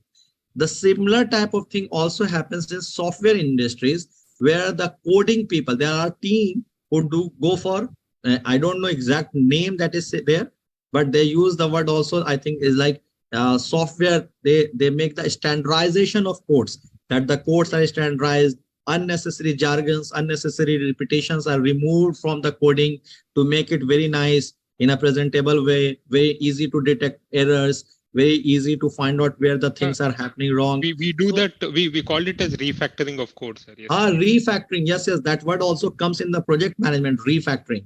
When we go in the agile, that is refactoring. Actually, you are right. I just missed it. So it is refactoring that happens. So the refactoring needs to be done. So these all when we do. So what is the target? The target is that we give a correct solution, a feasible solution, and an easy solution to the customer. And when we say incremental, what you can see, so example, you give a software demo to the customer. So the customer, what he will say, see, everything that you have done is very good, but can you please add these all small things so that it is easy for us, our dashboard, whether from the dashboard we can get this data or that data. So you will say, okay. So then you will do again some additional thing, and then again in the next meeting you will show the demo that is it correct, everything fine, till the time they are satisfied and all their initial objectives are met. So it is incremental. So that is what it is, adaptive. When we are saying adaptive, iterative, or So incremental. in predictive, there won't be any testing, sir. In predictive, there will be testing, but what happens in predictive, everything is well defined. Everything is well defined. Like example, if I have to make a factory, so before we hand over the factory, we have to do the compression test, the soil test, the building test, the machine test. All the testings will happen because the target is that in predictive, you give it one shot. See, like in iterative, in adaptive, what you do, you give half portion. Is it correct? Then you keep on adding the revisions. So example, any mobile that you are using, Android, or you are using Play Store, you will see you have installed one software. Let us say you have installed WhatsApp. Now what happened to WhatsApp after every 3 months, 6 months? They will give a revision. They will say updates, correct? They will do an update. What they are doing with the update, they are adding more features. They are removing useless features. They are trying to make the product better. So what they are doing, they are incrementally improving the quality. It's an incremental adaptive based upon the things. So, okay, there were some problems that were there. Many customers have complained something. This is the error. This is the issue. So now they came up with another revision with a better update, and they say it adaptive or incremental, that with every revision, like example, you must have seen iOS 10, iOS 11, iOS 12, 14, 13, 15. I don't know which iOS. For the Apple users, it come. For those who are using Android, sometime it is like Android KitKat, Android this, Android Jelly Bean, Android this. I don't know what is the latest Android 13, 12 or whatsoever. So what are these updates? These updates are incremental additional of features. They keep on adding the features. Whereas when we say predictive, a predictive you will not give until unless finally tested and hand over as per the initial scope. So in the initial scope, it was there that you will manufacture this. So you will use predictive. You will construct this. You will use predictive. So wherever, like example, training. So this is a predictive where all the things are fixed, that this needs to be done. This needs to be done. The trainer needs to give this. The trainer needs to do that. So everything is well defined. So that is called predictive, and before we give everything, so we will ask the people to do the testing. So how the testing will happen? There's an online system where people can test. Now, when I am doing the training, sometimes I ask question to check people if they are understanding or not. I frequently encourage people to ask questions. I have told every time, please stop me wherever you find any mistake, any errors, or you are not able to understand, so I can explain it in a better way. So in predictive also, we do testing. At example, if you ask somebody to make example, let us say a furniture for you, a simple project that you want some furniture to be made. I'm not saying that you go and buy, you want furniture to be made by carpenter. You will not accept it unless you see that it is strong, it is not breaking, it is not this. What is the guarantee term? What is the warranty term? Based upon that. So that is predictive. What is the final outcome, how the final outcome will look. So that is predictive. For sure, testing needs to be done in predictive before it is finally handed over to the end user. Sir, last question from my side. So Yes. During testing, sir, if a customer comes to know that they missed one requirement to be given at first, Yes. and now they want to add that new requirement, sir, during the testing, will that be considered as adaptive or predictive? See what happens if it is in the scope of work. So example, if I go on my previous example, when we asked a particular company, called company's name was Famson Moyang, they were doing a $120 million project. In that project, we found that the motors that they have to bring was SCW of Germany brand, and there were more than 160 motors of various sizes. Now they have put a Chinese. So now what they are saying, they will say that you have missed on this particular scope. So you need to make sure that you complete it. Unless you complete, we will not accept it. These are the pending thing. So in general predictive, we say the checklist. So we say out of the 20 items, out of the hundreds of items, these 20 items are pending checklist. or you can say these are the pending items. Until unless you complete to my satisfaction, I will not accept it. So you, sorry, sir. If, for example, if customer gave a wrong requirement at first, and while testing, you will come to know that you should have given another requirement. correct. In that case, yeah. So what happened then? In that case, negotiation needs to be done. So I will show you one more, just a confidential thing, but just to show you. So what has happened? Our company, we were doing a particular project for Abu Dhabi company project. So they gave us initially the conveyor's height. They said that the conveyor should be 90 centimeter in height. And they gave the drawing for another area that 90 centimeter. So we built our conveyors on 90 centimeter height from the floor. Now, when we delivered it, it was 90 centimeter. Now, they did wrong calculation and they said, see, our machines need conveyors to be 100 centimeter tall. So is it my mistake or the customer's mistake? Please tell. Customer mistake. Customer. But the customer is blaming whom? That us. So what they are saying, so we wrote an email. This is my managing director. He wrote, hi, Edward. I trust that you are well. Edward is the CEO of the company of this Switch Foods, making a new factory in Abu Dhabi. I trust that you are well. With respect to the bed conveyor that Fussy has been attending, and we discussed on the Zoom call, we have received a quotation from your preferred fabricator in order to rectify the framework to your satisfaction. We totally agree with the point raised in your call, and we acknowledge that the stability of the unit was unacceptable, and thank you and everything. But we should respectively point out that the stability was our issue. The requested height of the unit was 900 mm, as it was agreed with Mr. Ritesh and confirmed by Nigel. Nigel works in our design department in UK on the forward drawing. As the height requirement is now 1000 mm, we believe that the modification request required to rectify do not fall under unit text responsibility. Now, what they are saying that you have to modify everything as per this thing, and you have to pay. You have to pay. So what the customer is saying, thank you, the height of 900 mm conveyor was confirmed by me, which is not the issue here. The issue to be addressed is the stability. Please provide a stable conveyor like this. So what they are saying that we want a conveyor which is actually 1 meter in height. Okay. But when they gave the drawing, they gave us 900 mm drawing, that the height will be 900 mm. Now there is a big change. 100 mm is a big change. So they said that there is like an adjusting rod where the conveyor can go up and down. So we have provided it, but the adjusting rod that we have provided, it can go 50 mm up and 50 mm down. But they are saying that no, you have to change it, adapt it to make sure that it meets my machine requirement. And they are asking us to pay the money. Now what is happening? The negotiation is happening between me and between our company and the buyer company. We are saying that this is not in our scope of work. When we said to you, say this is predictive. Whatever we agreed, we are going to deliver to you.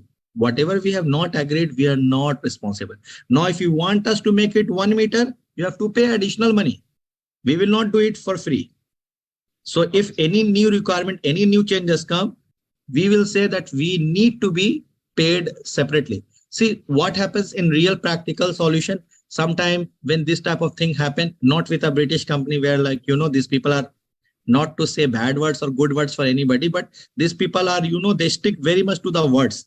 So they said in the drawing, it is 900 plus minus 50. So we will give 900 plus minus 50. Now, if you want 1 meter, you have to pay. This is what my company is saying. But if it would have been an Asian company or an Indian company, what the people generally would say, do it little bit. Let it be a loss for us for a little bit, because we don't want to annoy our customer. Even though that is their mistake, we can't blame the project manager. Otherwise, we will not get more business from them in future and everything. So generally what happened, I'm saying most of the time, the supplier, they take, okay, I will manage. I will try to do it like that, just to make sure that the customer is happy and you get repeated business. But the British psychology or the thoughts is different. We will stick to what we have done. If you want some additional work, you have to pay the money. So this is again a matter of negotiation. Okay. But it is still predictive, sir. It is not. Yeah, adoptive. It is still predictive. If some new changes come, new thing, you have to pay. One more example. See, suppose you are making a building. Why I give construction? So it is very easy for everybody to visualize. No, you are finally handing over the building that you have made for somebody in the house that you have made. No, the wife of the owner of that house, she goes upside and she said that our roof terrace is very, very big. Our kids would enjoy if we can make a small swimming pool. So she comes and tell to her husband that, can you ask the contractor to make a swimming pool? Now the owner comes and tell to you, can you make a small swimming pool? So you say, sir, we can make a swimming pool, no problem. How much? So he says, no, I'm not looking for big. Just make 20 meter long, 15 meter long, and 4 meter or 5 meter width, and not too much, 1 meter depth only. So 15 into 5 into 1. So he says, sir, 15 into 5 into 1, because now we have already built a roof terrace and everything. So we have to make some structures to make sure that there is no water leakage, there is no other thing. So this is an additional project that has to be done. So, and then they will make another project and they will say that, okay, for this particular project, it will cost additional this much amount of time, this much amount of money. Do you agree or you don't agree? If the buyer agrees, then this will be done as a separate project. It can be a part of that same project, but it will be considered an annexure as an additional requirement of that particular project, and that will be billed separately. One more thing, example, recently what has happened, we were supplying a machine, a big unit of machine in Saudi Arabia. So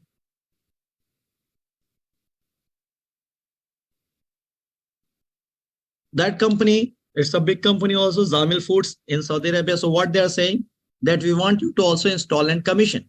And when we gave our quotation, or when we gave them the machine, we said to them in our contract that we will manufacture the machine as per your requirement. We will send it through ship.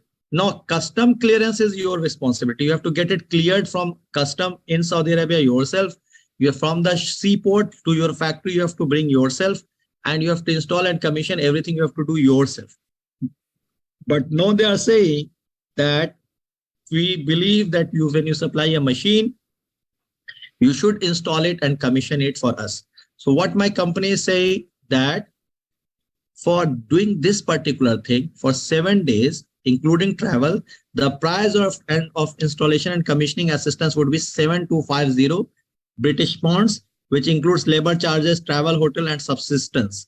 So they are saying that if they are able to pay extra 7250 pounds, then we can arrange the testing and commissioning. Otherwise, we will not arrange the testing and commissioning. So this is like an additional part in that existing project, so that you can consider it as a small new project also. So that needs to be paid separately and agreed separately. Understood. Correct? Yep. So now we come to another topic called project data. Is somebody has seen that? If yesterday's presentation you were...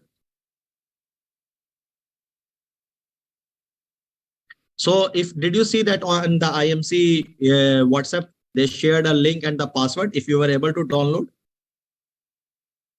the presentation, I'm saying just if you started to download, if somebody can check. So project data, what is a project data? See, when you are doing any particular project, if you remember that Excel sheet that I showed you, in which we are collecting lots of information. So any information that is used in a project is called a project data. How many people are working? It's a project data. How much of work has been completed? It's a project data. What is missing? Project data. What is not missing? Project data. How many staff are working? Project data. What is the status? Project data. So what is data? Any piece of information is a data. And when you are doing a project, you will collect thousands and thousands of information that is collected as throughout the life cycle. So example, if you are asking for quotation, you will get 5 different quotations from different companies. And then you will analyze and check which company is giving me a right price, which company is giving me a right product. So those all informations are there, and it will be this information and data. Okay, so you are able to download. If you are able to download, then other people should also download it, and then they can watch it in their free time. So project data, it is a significant amount of project data is collected as a result of various process throughout life cycle of project, which is then analyzed in context, aggregated. See, there can be millions of information that is in the market. So example, if I write on Google, electrical cable dressing, millions of photos and millions, how many results will come? Example, if I say 8660000, I think 8.6 million results came in how much time? 0.44 seconds. In 0.44 second, 8.6 million data information came. But which is required for me? So for me to explain to you, I think I will need this thing to explain to you. It's that see how everything is well arranged, well dressed, cable dressing. So which is important for me, information for me, that becomes a data for me. So there will be, see, millions of people in the world. Do you need to remember everybody's name? No. Whatever is important to you, that becomes your data. That is the information that you need to store. So when you are doing a particular project, you will get through all the project, starting from the initiation till the final closing. There will be various reports, various quotations, various data, various test reports, various things, and those all needs to be stored and informed and kept. Why you need to store this information? For comparing the data, if you are doing the project right, if you are doing it wrong, and if the project is done in a right way, for audit purpose, for training purpose in future, if you are doing particular project, the new people can be trained, for becoming as a benchmarking reference. So you need to have all the information stored. So what is the project data? It is collected verbally. Project information is communicated verbally or stored and distributed in various formats as report. Reports are there: project report, data report, shift report. So some project report, I just want to show you one project report. This is also, I showed you when I did one particular project in Saudi Arabia. So this was a particular project that I want to.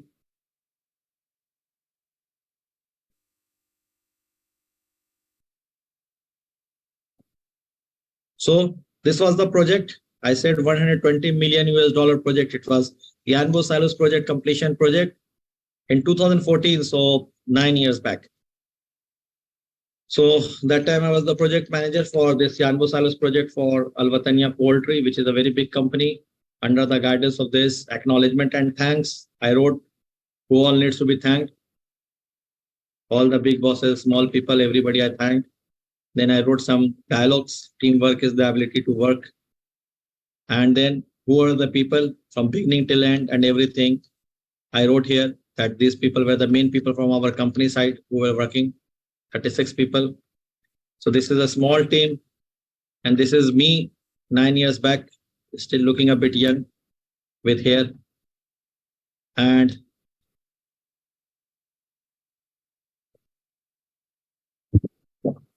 as I said you the layman concept yesterday, see, oh sir, only the day 1 recording is there, day 2 is not there. Please check the title. So I will pass this information to IMC. So they will reply. Thank you, Engineer Richard, for confirming it. So those who are not familiar with Yanbo, where is Yanbo? Where is this project located in Saudi Arabia? So that's why I made a view. That is, it is at the seaport. You can see the seaport, and I marked it intentionally, Yanbo Commercial Seaport, so that people can understand where is the project actually. Then I made a satellite view. That time there were that drones and everything was not so popular in 2014. There could be, I'm not saying, maybe I didn't have access to all those things. So, so that I took a satellite picture from Google Earth about this project that we did. And then the front view, the side view, inside view, the top view, it was 54-meter high total. So if somebody has gone to this area, Yanbo, they can see it is in the city center near the seaport, commercial seaport. So the maneuvering, everything is there. The night view, how it looks in the night. Data at a glance, 120,000 tons storage capacity. 1 ton is 1000 kg. So you can imagine how much. The unloading capacity, 1000 tons per hour. It should be 500 tons per hour each line. Actual achieved was 520 tons per hour. So it achieved more than the expected. loading of silos and all those things, testing phase, materials and equipment, how the project flows, how the process flows, material flow, and ship unloader, weighbridge, all the things are there. Dust collector, all the things happen, the views and everything. So this is like a project report, a project completion report, generally for internal use, that is given to the people. Equipment, what were the equipment? See, issues, flow was not reaching the desired target, action taken, slide gets opened, adjusted. So what were the challenges that we faced? Why we have written this? So that when somebody else will do this type of project and they face similar issue, they can understand, okay, this type of issue happened, what was the action taken? Also, when you give as a project to come to the operations team and you give this type of report, say they know that, okay, if this type of issue is coming, this type of action can be taken. Chain conveyor, grain started overflowing, motor number 27 chain conveyor tripped, and the line got jammed because of the associated tripping of motor, line was cleared, auger, and all the things. So these are the issues. Other data at a glance, these all things are written. Motor details, what were the motors? So you can see big motors are there, kilowatt, 1520, 0.37, other thing, cable size, ampere. Yeah, please ask. Somebody has asked two people. Yes, Debsu sir. Yes, sir. Yeah, Sir, you want to ask? I see that one, sir. That one is like you are making risk management. Yeah. So it's the mitigation. complete project report. So the reason that I said, because when we are discussing about the data, so I'm saying you can see thousands of data are there, correct? So in the project, Yes, there can yes, be sir. thousands of data, every day shift report, production report, daily site report, those many information will come, weekly report, monthly report, want weight right, what weight. So everything is information. Everything is noted down. So if you can see, now if you see here, these motors, these all are 51.6, all are in red. So why it is in red? The temperature should be 49, but it is coming 72, 62.4. Why the temperature is going high and the motors are tripping? One, sir, like control and monitoring. Yeah. So the red color highlighted motors at high temperatures. So they were tested and found to have low oil level. So oil was topped up, proper greasing was done. And then again, they were tested and found to have normal temperature. In some motors, gearboxes, there were no oil. So what has happened? Without the oil, it was running. So those all things were there. Then the general side pictures and everything. So what I'm saying that these all are data, these all are information.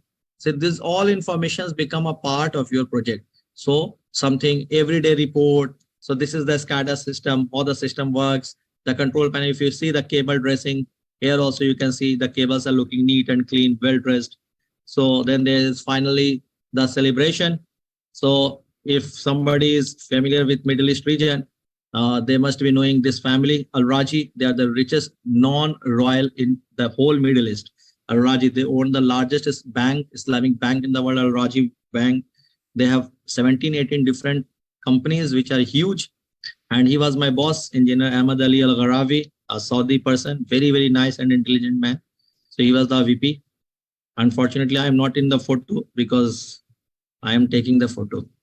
So inauguration, chief guest, and other things. So what we are saying, this all becomes a part of the information. So this is like a project report. So I just put there. So every information is a project data. Now project data and information, work performance data. What is the work performance data? The daily report, how much percentage got completed. So example, if you see, this is a daily shift, daily report. How much, what happened today, what all activity happened today, what all activities there didn't happen. It is a feed mill daily report. So this is a daily report. So this is a work performance data. People can see, no, it is done in Excel sheet. Some companies, they have softwares, they can see on dashboard. So it depends from company to company. So this is a work performance data. How much achieved things have been achieved. Work performance information, the performance data collected from various controlling processes. Example, status of deliverable, when it is done, implementation state for change request, forecast estimate to complete. So this also, example, you say, assigned date of completion 15th January, expected date of completion as per standard 15th of March. So that means it is delayed. You can get the information that it is delayed by 2 months. Work performance report, it is the same as work performance data. Some people have physical copy, like some people fill by hand, it is written, or some companies have Excel sheets, some companies have softwares to give the report, what all happened today. So those are status report, memos, justification, information note, electronic dashboard, recommendation and update. Now comes the word tailoring. What is tailoring?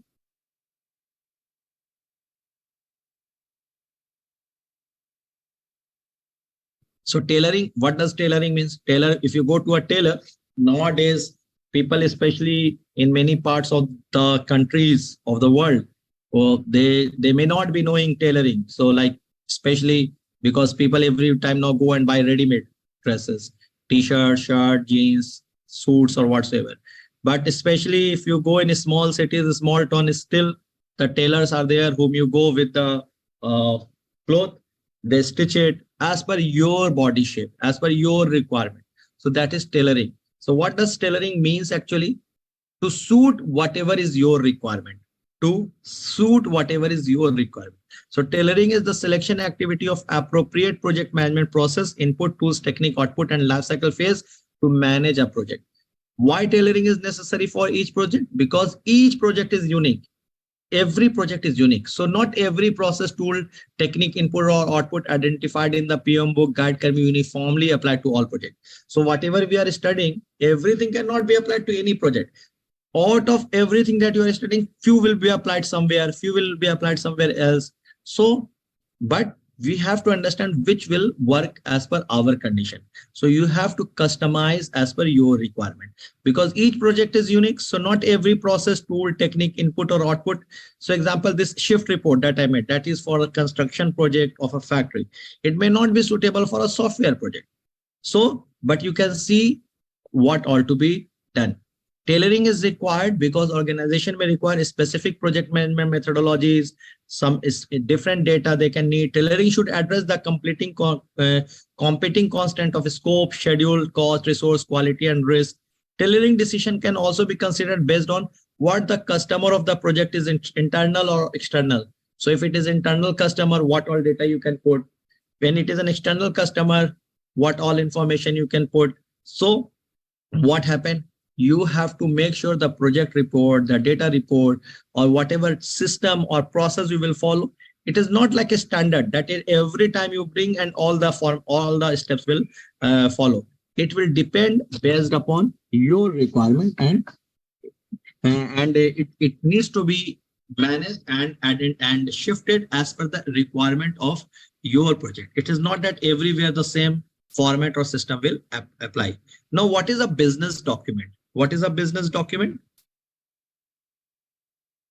So when we have, see, example, if you remember the feasibility report that I showed you, so that is a business need or business document. Why we need to do this project? What is the benefit of doing this project? How much this project will cost to me? So those all becomes a business document, project management.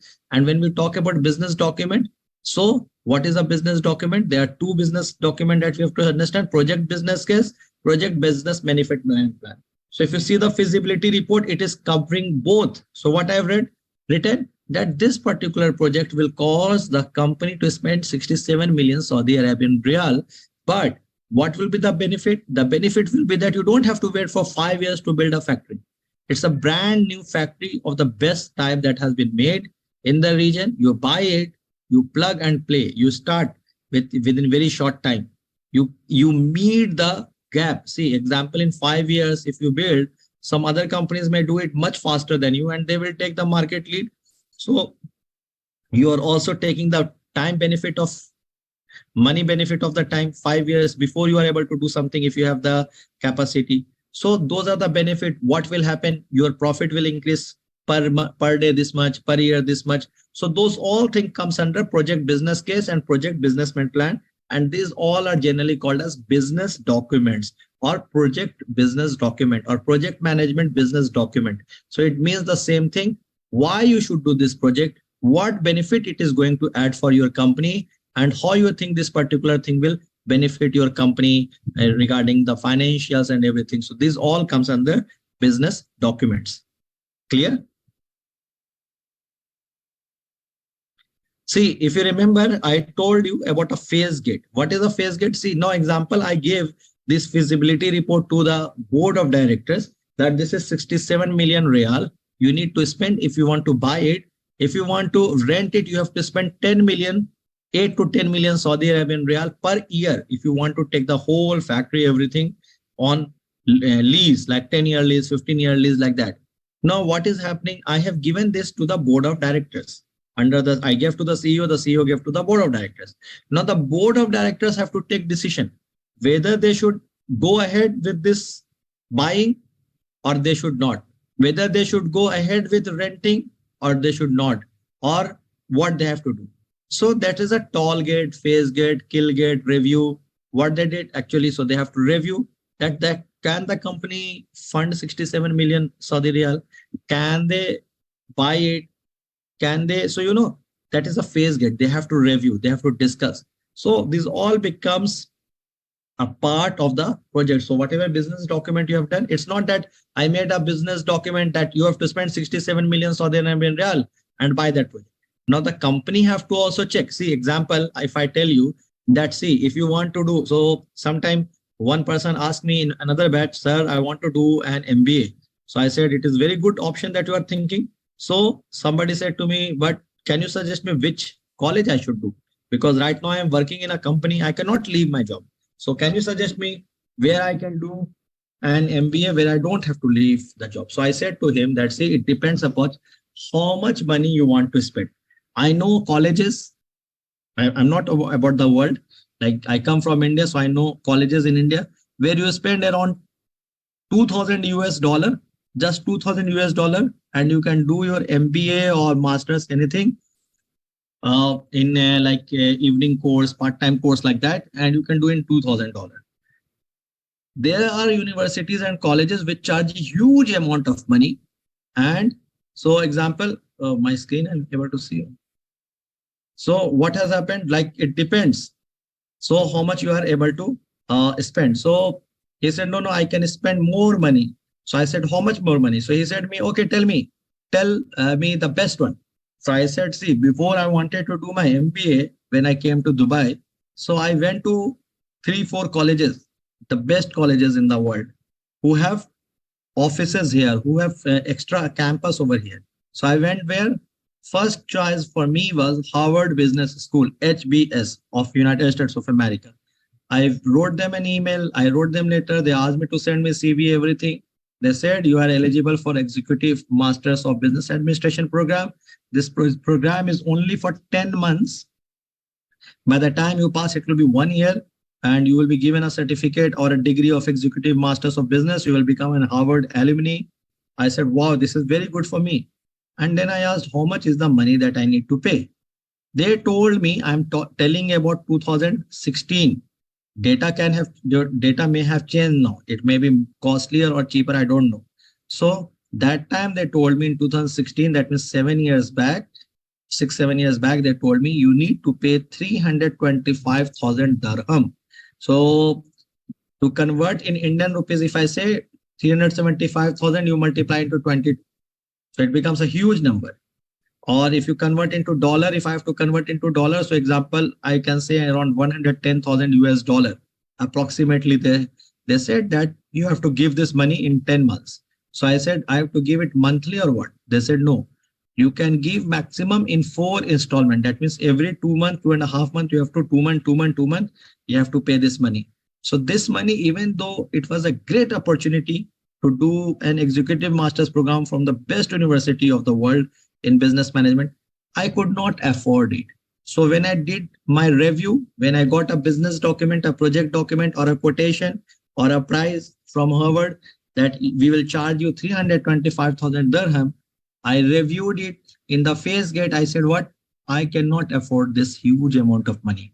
So what I did, I scrapped this option for me. Correct? So this everything we do in life also. So this is not something new. But so this is what I wanted to explain, that if anything comes, any project management plan, any business document, it doesn't mean that it will be exactly followed. You need to evaluate your, if you can afford it, if you think it is going to add value, if you think, so like every day, 100 of calls come. Sir, take credit card, sir, take this, that, sir, take that, this insurance, this policy, that policy. Now I have to review whether I want to do it or not. So maybe most of the time I will say no, phase gate. So you have to evaluate whatever things, business document, project document comes, whether this is right to do or not. So this is what I just wanted to explain here.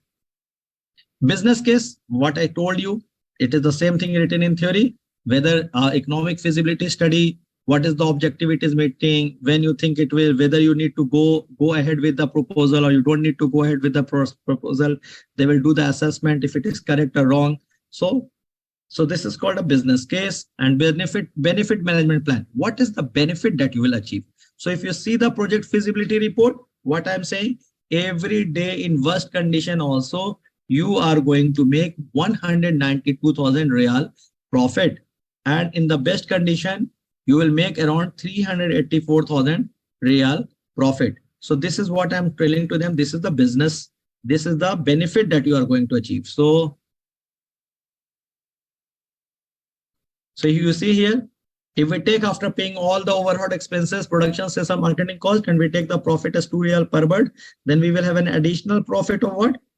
192,000 real per day in worst condition, in the most pessimistic condition, and in the most optimistic condition or the best condition, we will make 384,000 reals. So this is what? This is also a business. What is the benefit that it is going to bring to us? This is what I have presented. The project manager should work with the sponsor to ensure that the project charter and the benefit management plan is aligned throughout the project lifecycle. Now, what is project charter? We will see in very fast in 2-3 minutes only. So example, an organization is taking initiative to build a smart website for its internal and external stakeholder, which employs artificial intelligence. Benefit could be what? 50% reduction in response time for prospective buyer, 18% increase in revenues generated, high improvement in customer satisfaction, improved sales prospect, and so on. So example, if you see, remember the email that I shared to my managing director and owner of the company, what I said to him, that if we develop a software, we will be able to generate 90% of the quotation instantly instead of waiting 4 or 5 days. It will standardize the thing. It will become very beautiful, nice, error-free quotations would be generated. Now, what will happen? This is what I'm writing, 90% benefit, 80% benefit. So those all benefits are the benefit management plan. What are outcomes, benefit and value? So when we say output, any output is output, but when we say benefit are realized again for the intended distribution. What is the benefit that we are going to get? And what is value? Value is benefit minus cost. So that means if I am spending 1,000 in this particular thing, what is the revenue that I'm going to generate? What is the benefit that I'm going to generate? So all those things will come as a value. Value is the net result of realized benefit minus the cost of investment, or the, you can say, profit. Total profit. Now, this is very, very important topic, project charter and project management plan. So we will, we have to start generally at 2:30 and finish at 5:30. But today, since unfortunately I started late, so we will continue more. So do you want to take another 5-minute break before we go ahead, or is it okay?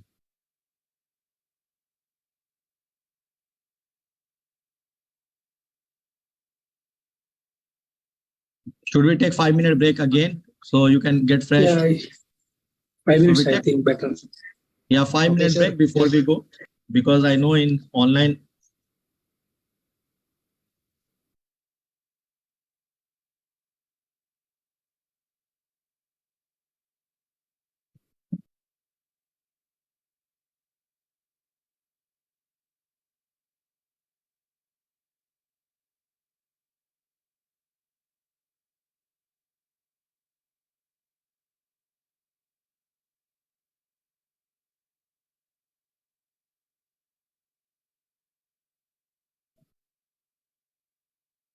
Project.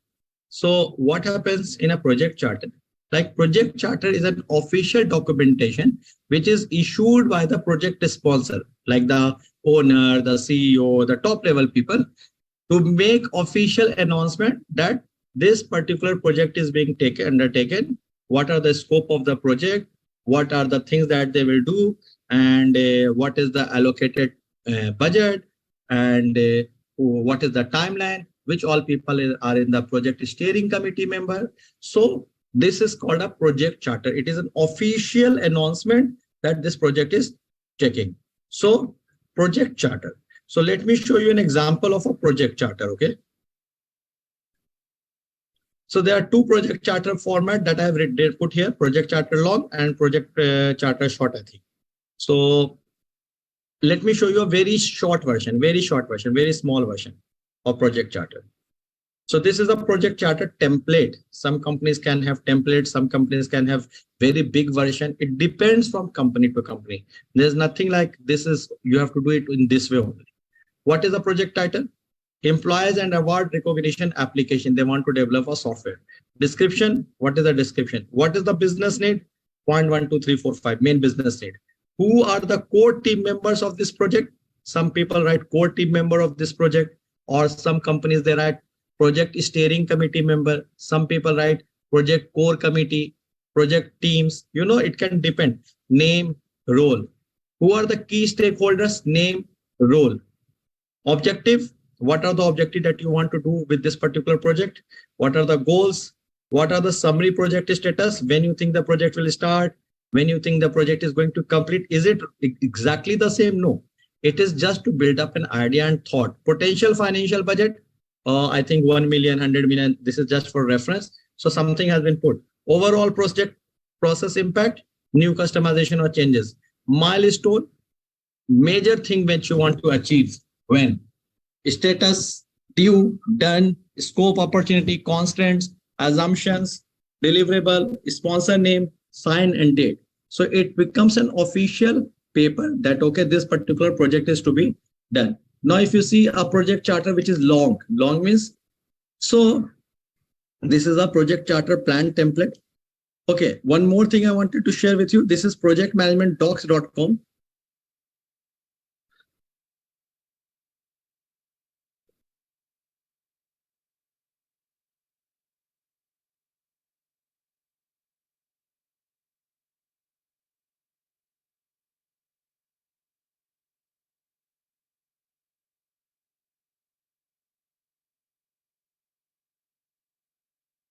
So if you go on project management docs, I'm giving you this link. You can download any format for free. And when we say format,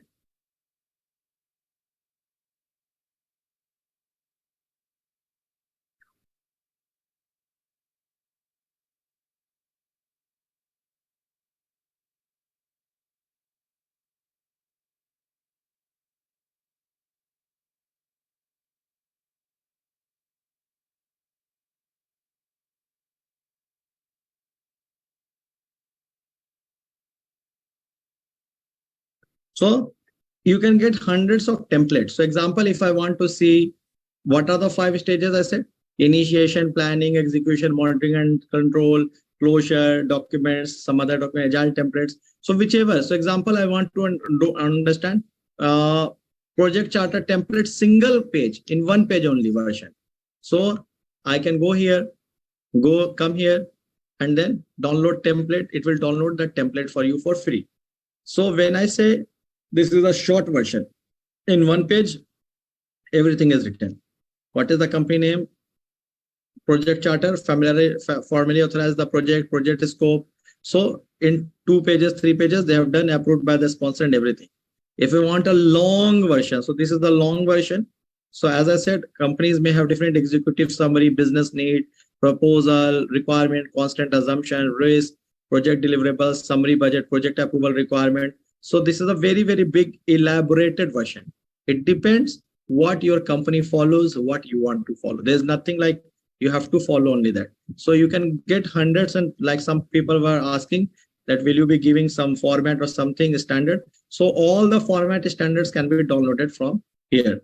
And some other practical examples I have already shared with you, everyone in the folder. So, but in case anybody has joined new, you have not downloaded the complete training material, so you can always download from there. So what I was teaching is the project charter and project man. So what is the project charter? It is defined as an official documentation issued by the project sponsor that authorizes the existence of a project and provides the project manager with the authority to apply organizational resource to project activities. Project management plan is what? It is defined as the document that describes how the project will be executed, monitored, and controlled. Now, another very important thing that comes is the environment in which project operates. Any phase process that we will follow, this word will always come. And what will come there? OPA and EEF. Every time, every input, it will be there. What is this one called? Project influence. What is a project influence? Project exists and operate in an environment that may have an influence on them. This influence can have a positive or negative impact on the project. Suppose, example, I want to do a particular project, let us say, and the management loves me, they like me, and so the approval will be very, very fast for me. They will get it approved very fast for me. Some small this thing they will neglect, they will get it passed very fast. So what is this? It is enterprise environment factor. Suppose if my boss is very much angry and I'm doing a particular project, he will keep on delaying it. Or if in the company there is that it takes many days and weeks to make decision. So it depends upon company to company. So that is called EEF, enterprise environment factor. So EEF originate from the environment outside of the project and often outside of the enterprises as well as. So what happened? So sometimes the influences can be positive, sometimes it can be negative. Suppose, as I said to you, like example, when I was in my school and in my colony, so they were making a bridge, overhead railway bridge. So when I was in 9th, that project started. It is just half kilometer.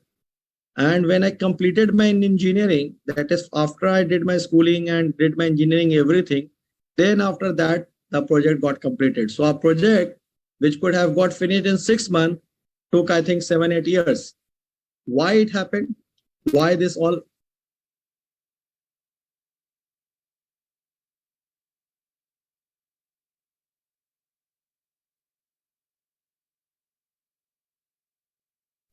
So what happened? It had a negative impact. Why? The government changed. They don't want to do the previous project. They said that the previous government was thief. We are the honest people. We will give a new contract. So why? You will give a new contract. Why? Because so that you can also get money. You can also get commission. You can also get profit. So these type of things are there. Can you control it? Something this project influence? You cannot control it. It is beyond your control. You cannot control it. So that is what. So if example, another factor, let me make you understand.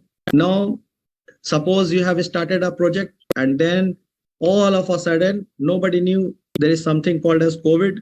This is a small virus which nobody can see. And what happened? It made the whole world stop. Can you control the coronavirus system? That time when the lockdown happened, the people cannot go from here to there. All the world got stopped. Everything is stopped. People cannot move out. Things cannot do. Only extremely necessary thing was moving on. All the projects got closed or paused. What happened? Is it something that you can change? You cannot. It's a negative influence that has happened. So these all type of factors will be called as enterprise environment factor. It can be internal. It can be external. Internal means I have good support from boss. Things will get done faster. In my company, I have a good value. I can get it done faster. In my company, if I have a bad value, it will get slow.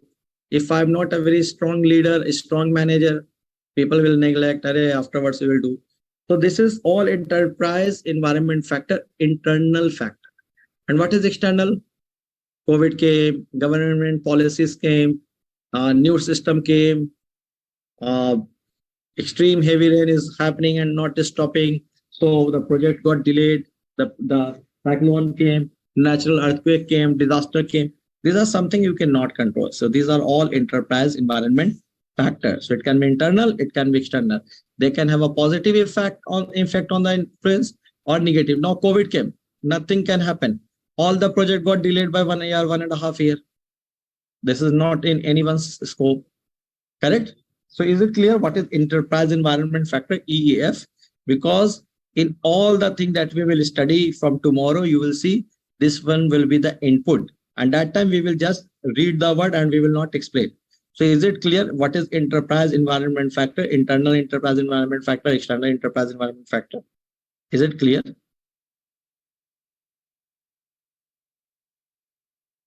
Am I audible? Yes, yes, yes. Yes, sir. Yeah. Yeah. Second thing is OPA. What is OPA? Organizational process assets. What are OPA? See, every company have their policies and procedures. Now, example, in my previous, when I used to work in India in Tata Motors, so there were lots of system, organizational process assets were there, policies and procedures were there.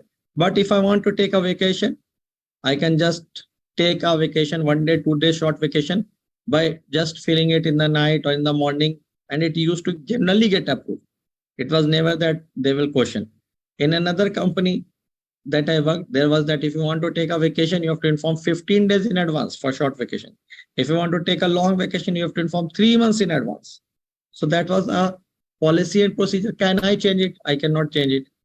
It is coming from the HR and all those people or other people, which is not in my scope.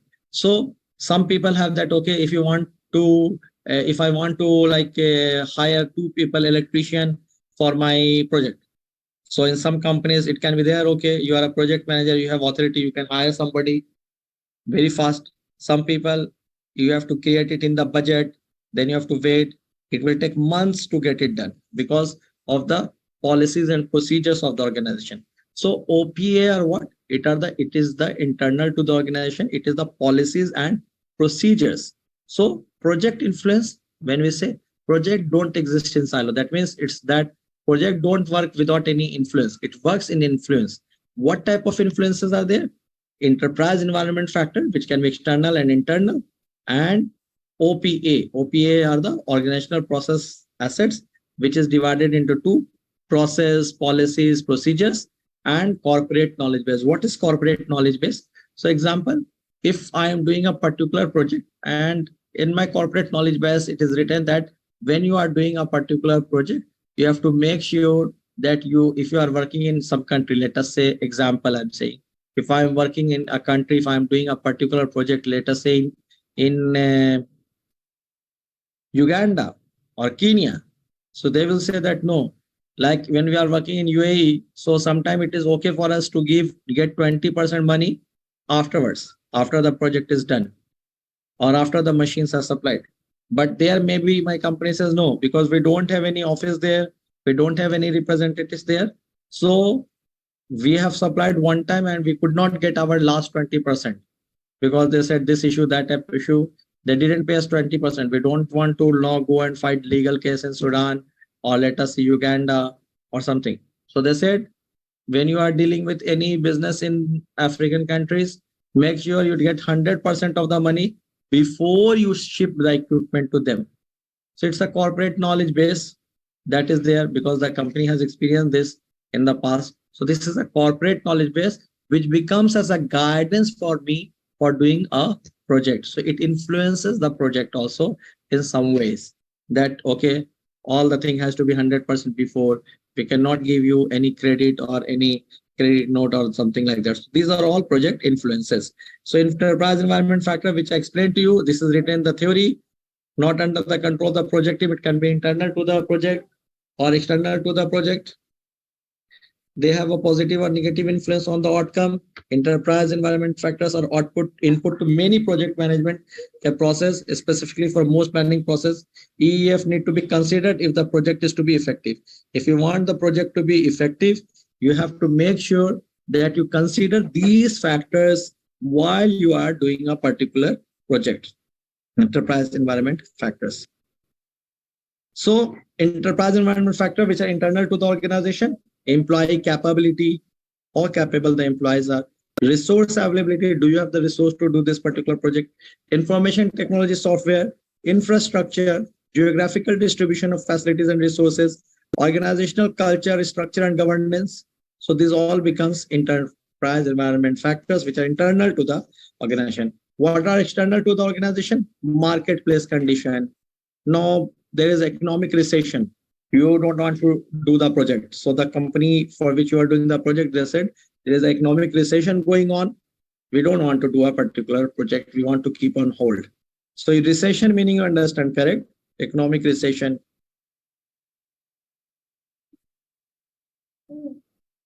Economic recession, you understand? Slowdown in the market, or if you may have seen in 2009, a big economic crisis happened in the world. Whole world was impacted. Millions of people lost their jobs. Why? This is a marketplace condition. All the projects were halted that time or put on hold. Why? Any idea? Anybody wants to share any idea? 2009, I think some people may have seen that age.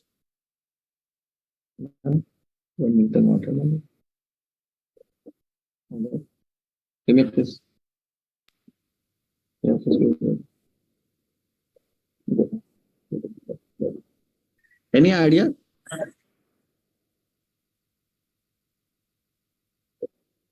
Anybody wants to share?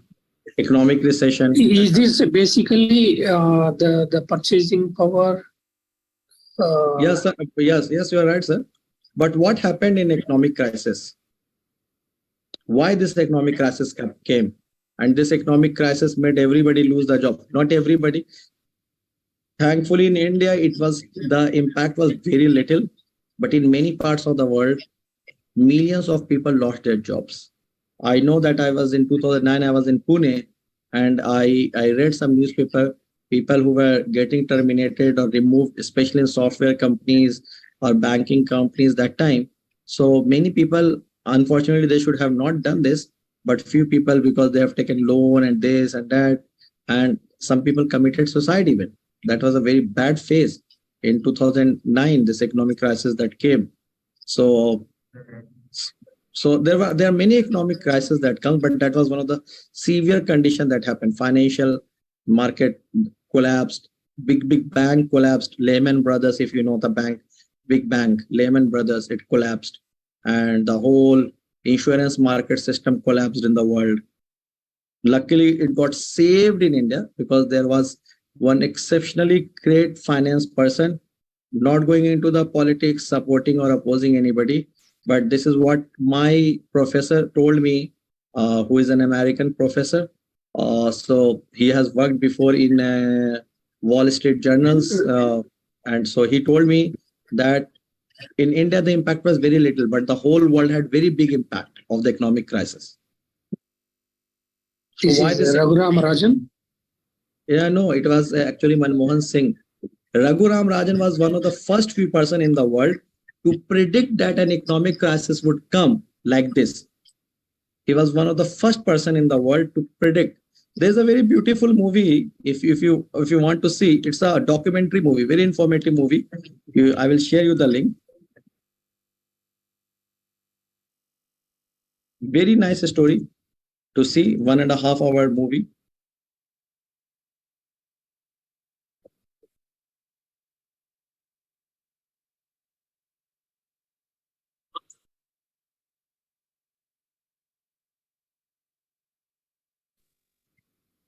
Is this standstill position? This indicates a crisis, the investments and other things.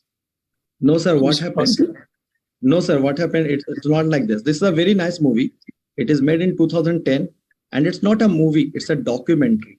So if you watch this documentary, believe me, your all concepts as how the market and the world manipulates and how the market controls the system and how the system is based on lies and everything, and it shows the real people. If you talk about the president, it shows the president, it shows about the governor, it shows the Raghuram Rajan, which you told about. So he was one of the first few people in the world to predict that such type of housing bubble crisis would happen. And it is a very nice movie if you see. So that is a marketplace condition. So if that type of economic crisis happens, so that when the people don't have money to buy, what has to do when there is an economic crisis. If you remember in the COVID time, then when there was Corona, there was one country which did a great, remarkable job, and that country was UK. You know what did they do? UK, and this Prime Minister who became very popular now and became the Prime Minister, Rishi Sunak, or the Prime Minister of UK. That time he was the Finance Minister, or the Chancellor, they say Finance Secretary. And he did a very great job. And that is why he became very popular among the people. He launched a scheme called furlough, FURLOUGH, furlough scheme. So in furlough scheme, what he said, that whatever you are getting salary from your companies where you are working, because of COVID, you are not able to go and work. And the company is saying that, see, we cannot give money, because if we are not able to generate money, how we can give money? Because we don't have money. Either we have to terminate these people, and when the situation will become normal, we will employ them, or we don't have anything, because otherwise my company will get closed, especially for small companies, medium-sized companies. So this Rishi Sunak came with a great thought. He said, we are going to employ furlough scheme. So in furlough scheme, I don't know exactly how much amount, but I think it was 30% or 40% of your basic salary. The government was giving to everybody, so that whatever salary you are getting, so the data is there with the government. Everybody knows how much you are getting. So 30 or 40% of that money you were getting in your account, even though you are not able to work. So people could not die. If in case you see with some countries like India, the people who were poor, many people died because they don't have job, they don't have money. And when the news and politics can say something, but in reality, many people lost their job. They didn't have money. They didn't have to run the show. Many children lost their schools. They cannot go to the schools because they cannot pay the fees.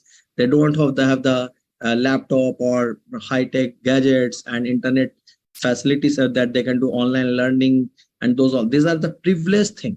So when you say people don't understand, they say, there was online learning, but the poor people, they don't have all those things. So it's a very nice thing that they started, and that made Rishi Sunak extremely popular in the UK region. And I went to UK many times. So one of the time I was going from the Birmingham airport to my company area, which is in the place called Lichfield. And I was talking to the driver, a British driver on the highway. When he picked me up to take me from there to the hotel. So I was just asking about that. Who is going to become the next Prime Minister, you think? And that time, this Boris Johnson has resigned and everything. So he said to me, I think Rishi would become. So I said, why? Then he was talking that about the furlough scheme, and he's just a taxi driver. He's talking about the furlough scheme and everything, that he did a great job in that, and people became very happy. So if you see this movie that I've shared with you in the weekend, if you see, you will see how this economic crisis happened and how it destroyed the whole world. And there's all system of insurance, there's all systems are based on big lies, and they're big businessmen, not to name. If you watch that movie, you will see how some big businessmen control the government. They become like the government become like an agent for those big businessmen to bring the money and to get the contracts. It is not talking about India or any country in particular. It is talking about European countries and America. So if you see, you can see it is this type of things are happening in many parts of the world. So it's a very nice movie to understand. Now, so marketplace condition.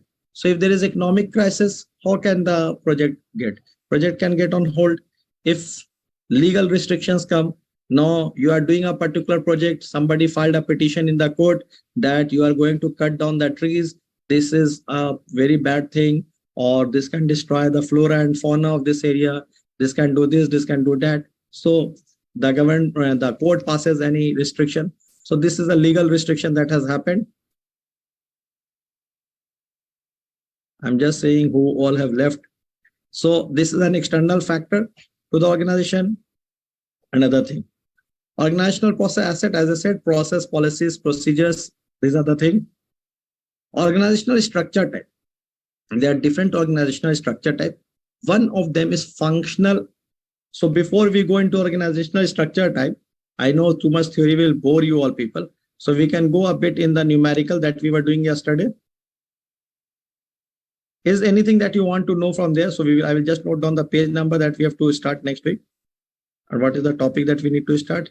So we have to start from organizational structures on page number. What is the page number?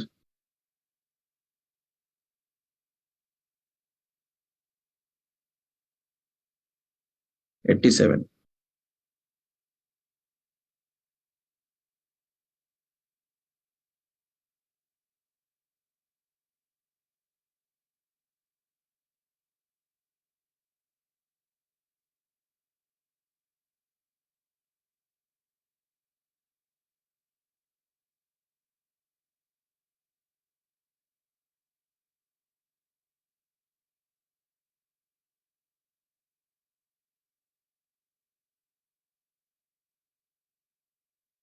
So this one is there. Now we will do a basic sum numerical. So I think yesterday we started this project manager, range of activity duration, and some basic thing like total float. I explained what is late start, late finish, early finish. So these all things we did, basic questions. Now we will do communication channel formula. What is a communication? See, as I said, in a company, as a project manager, you have to communicate a lot. You have to communicate to whom? As a project manager, you need to communicate with vendors, suppliers, customers, stakeholders, different department, HR department, finance department, workers, and so many people. And when we are talking about the communication channel formula, so it will depend upon how many people or the stakeholders are there. So it can, the number based upon the number of stakeholder. So example, finance manager is the stakeholder. The owner of the project is the stakeholder. So how you will communicate with these people. And it also means the finance manager can communicate to the HR manager. HR manager can communicate to the finance manager. Finance manager can communicate to you. You can communicate to the supplier. Finance can also communicate to the supplier. So, you know, there are lots of cross communication that can happen. So in how many different ways the communication will happen, that comes to be known from a communication channel formula. What is the communication channel formula? It is defined as the number of ways in which information can flow within the project. The project manager is always the center of communication channel, and depending on the way the project is structured and the information can flow in any direction. The equation for the communication channel is C is equal to N into N minus 1 by 2.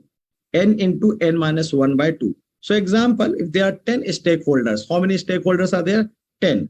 So what is N? N is equal to 10. It will be written, the questions, as I said, in project management, it's not mathematics.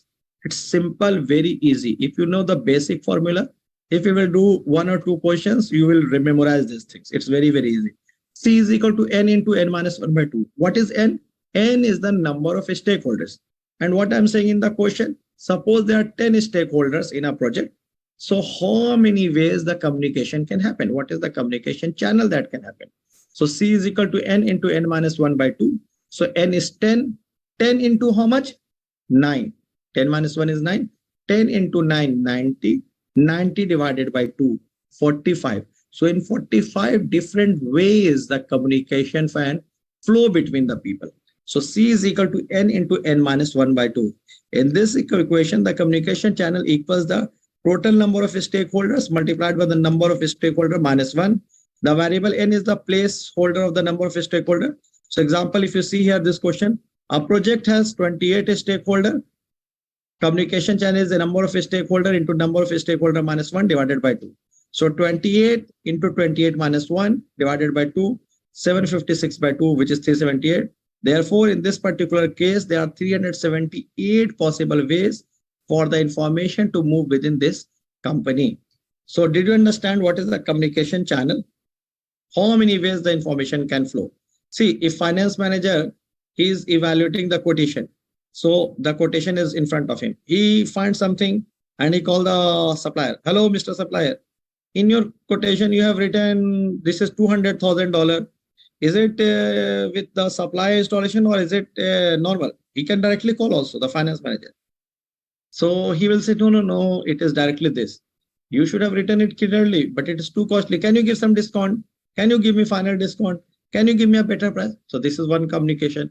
You can also communicate to the supplier, another communication. and likewise. So they can also ask, they can also communicate. So in how many different ways that communication can happen? It can happen in n into n minus 1 divided by 2 ways. So this is n into n minus 1. So this is the communication channel formula. Now we come to standard deviation. What is a standard deviation? Standard deviation. See, there are, if you know English alphabets, A, B, C, D, Hindi, Kaka, Gaga. So in Greek alphabet, you know, there are many alphabets. So I'm not very good in writing. So this is like alpha. This is like beta. We say A, B, C, D. So they have alpha, beta, gamma, delta, iota, theta, kappa, lambda, chi, psi, xi, omicron, omega, like this. One of them is sigma. Now there are two sigma. So one is this sigma and one is, so I'm not writing properly. It's like this actually, I think. Sigma, correct? What is the difference between this sigma and this sigma? Any idea? Any idea? This is also sigma. This is a Greek alphabet. The large sigma is the summation. Correct, sir. So this sigma means addition. This sigma means addition. So if there are 5 numbers, 1, 2, 3, 4. Let us say 4 number. So we will ask what is the sigma value of 1, 2, 3, 4. So 1 plus 2, 3, 3 plus 3, 6, 6 plus 4, 10. So we will say sigma is equal to 10. So this sigma is the capital letter sigma. Or we say, you know, in English we write capital A or uppercase. These days the children are being taught. Or we say a small a or lowercase a. This is capital A, this is small a. So in the same way, this is capital sigma, which means summation, addition. So this sigma is 1, 2, 3, 4, which is the addition. And what is this sigma? Those who have done Six Sigma course, anybody has done? Yes, this is actually the standard deviation. And what is that, sir, standard deviation? The standard deviation basically is how much the data is varying within a certain range, or how much it's varying from the central tendency. Perfect, sir, perfect. You have studied very nicely. Thank you. So I'm actually still studying for the Six Sigma exam. Oh, so it is fresh in mind. That is why, correct? Because yeah, some of it is fresh. Yeah. So what is this standard deviation? See, for those people who may not be familiar, I'm not saying I'm telling exactly correct thing, but just to let you know, like example, see, our heart should beat how many times? 72 heartbeat, correct? How many times the heart should beat every minute? 72, I think, correct? I'm not doctor. I think it is 70 or 72. So the normal is, I think, the range is 70 to 72. A normal healthy adult heart should beat 70 to 72. Now, let us say I brought 2 people, 3 persons. I brought person A, I brought person B, and I brought person C. Person A, his heart is beating 72. So it is in the perfect range, sir. It is in the perfect 70 to 72. So we will say he is healthy.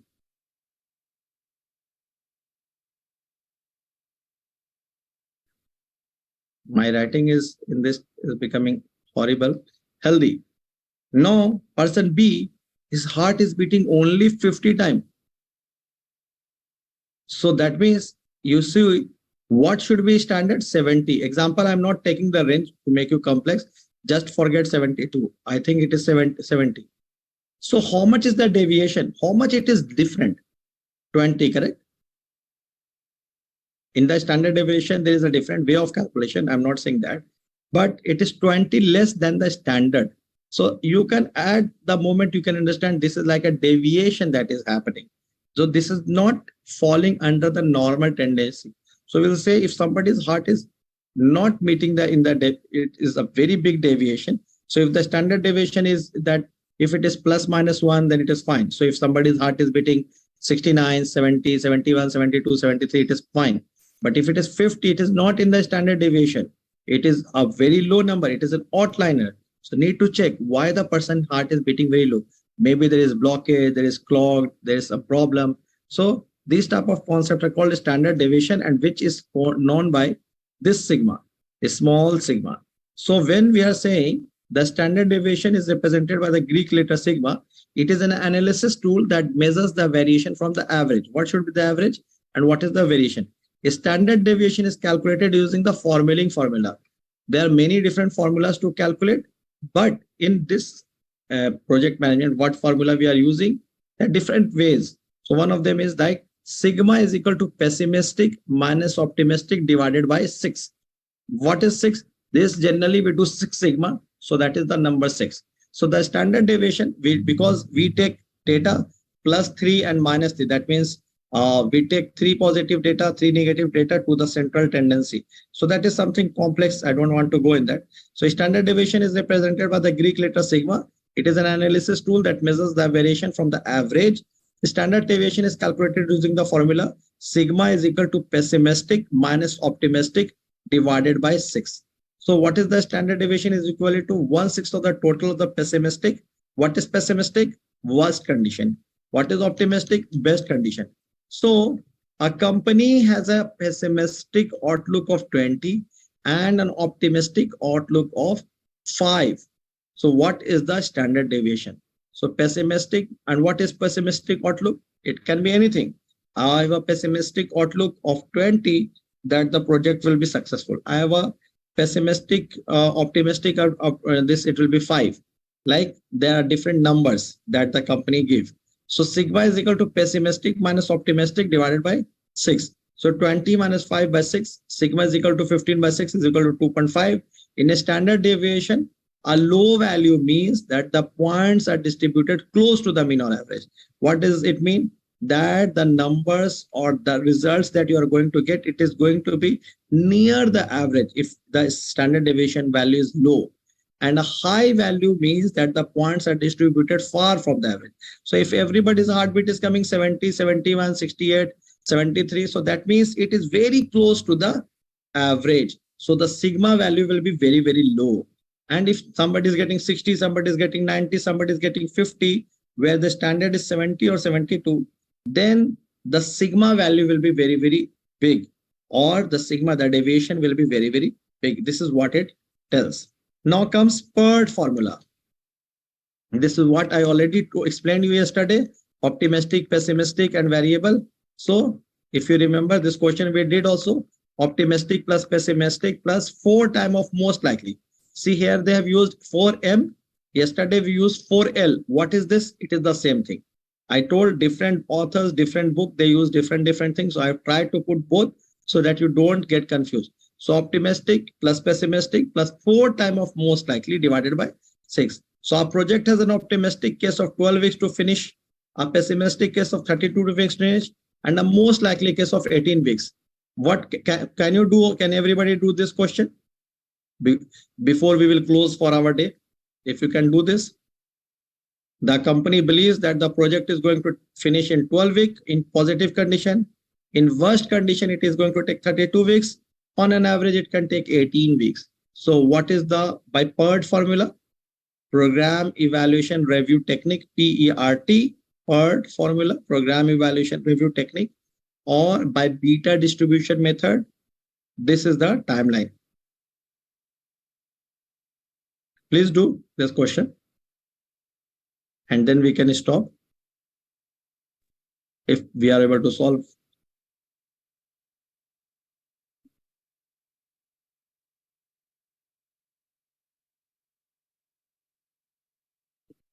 Anybody is trying?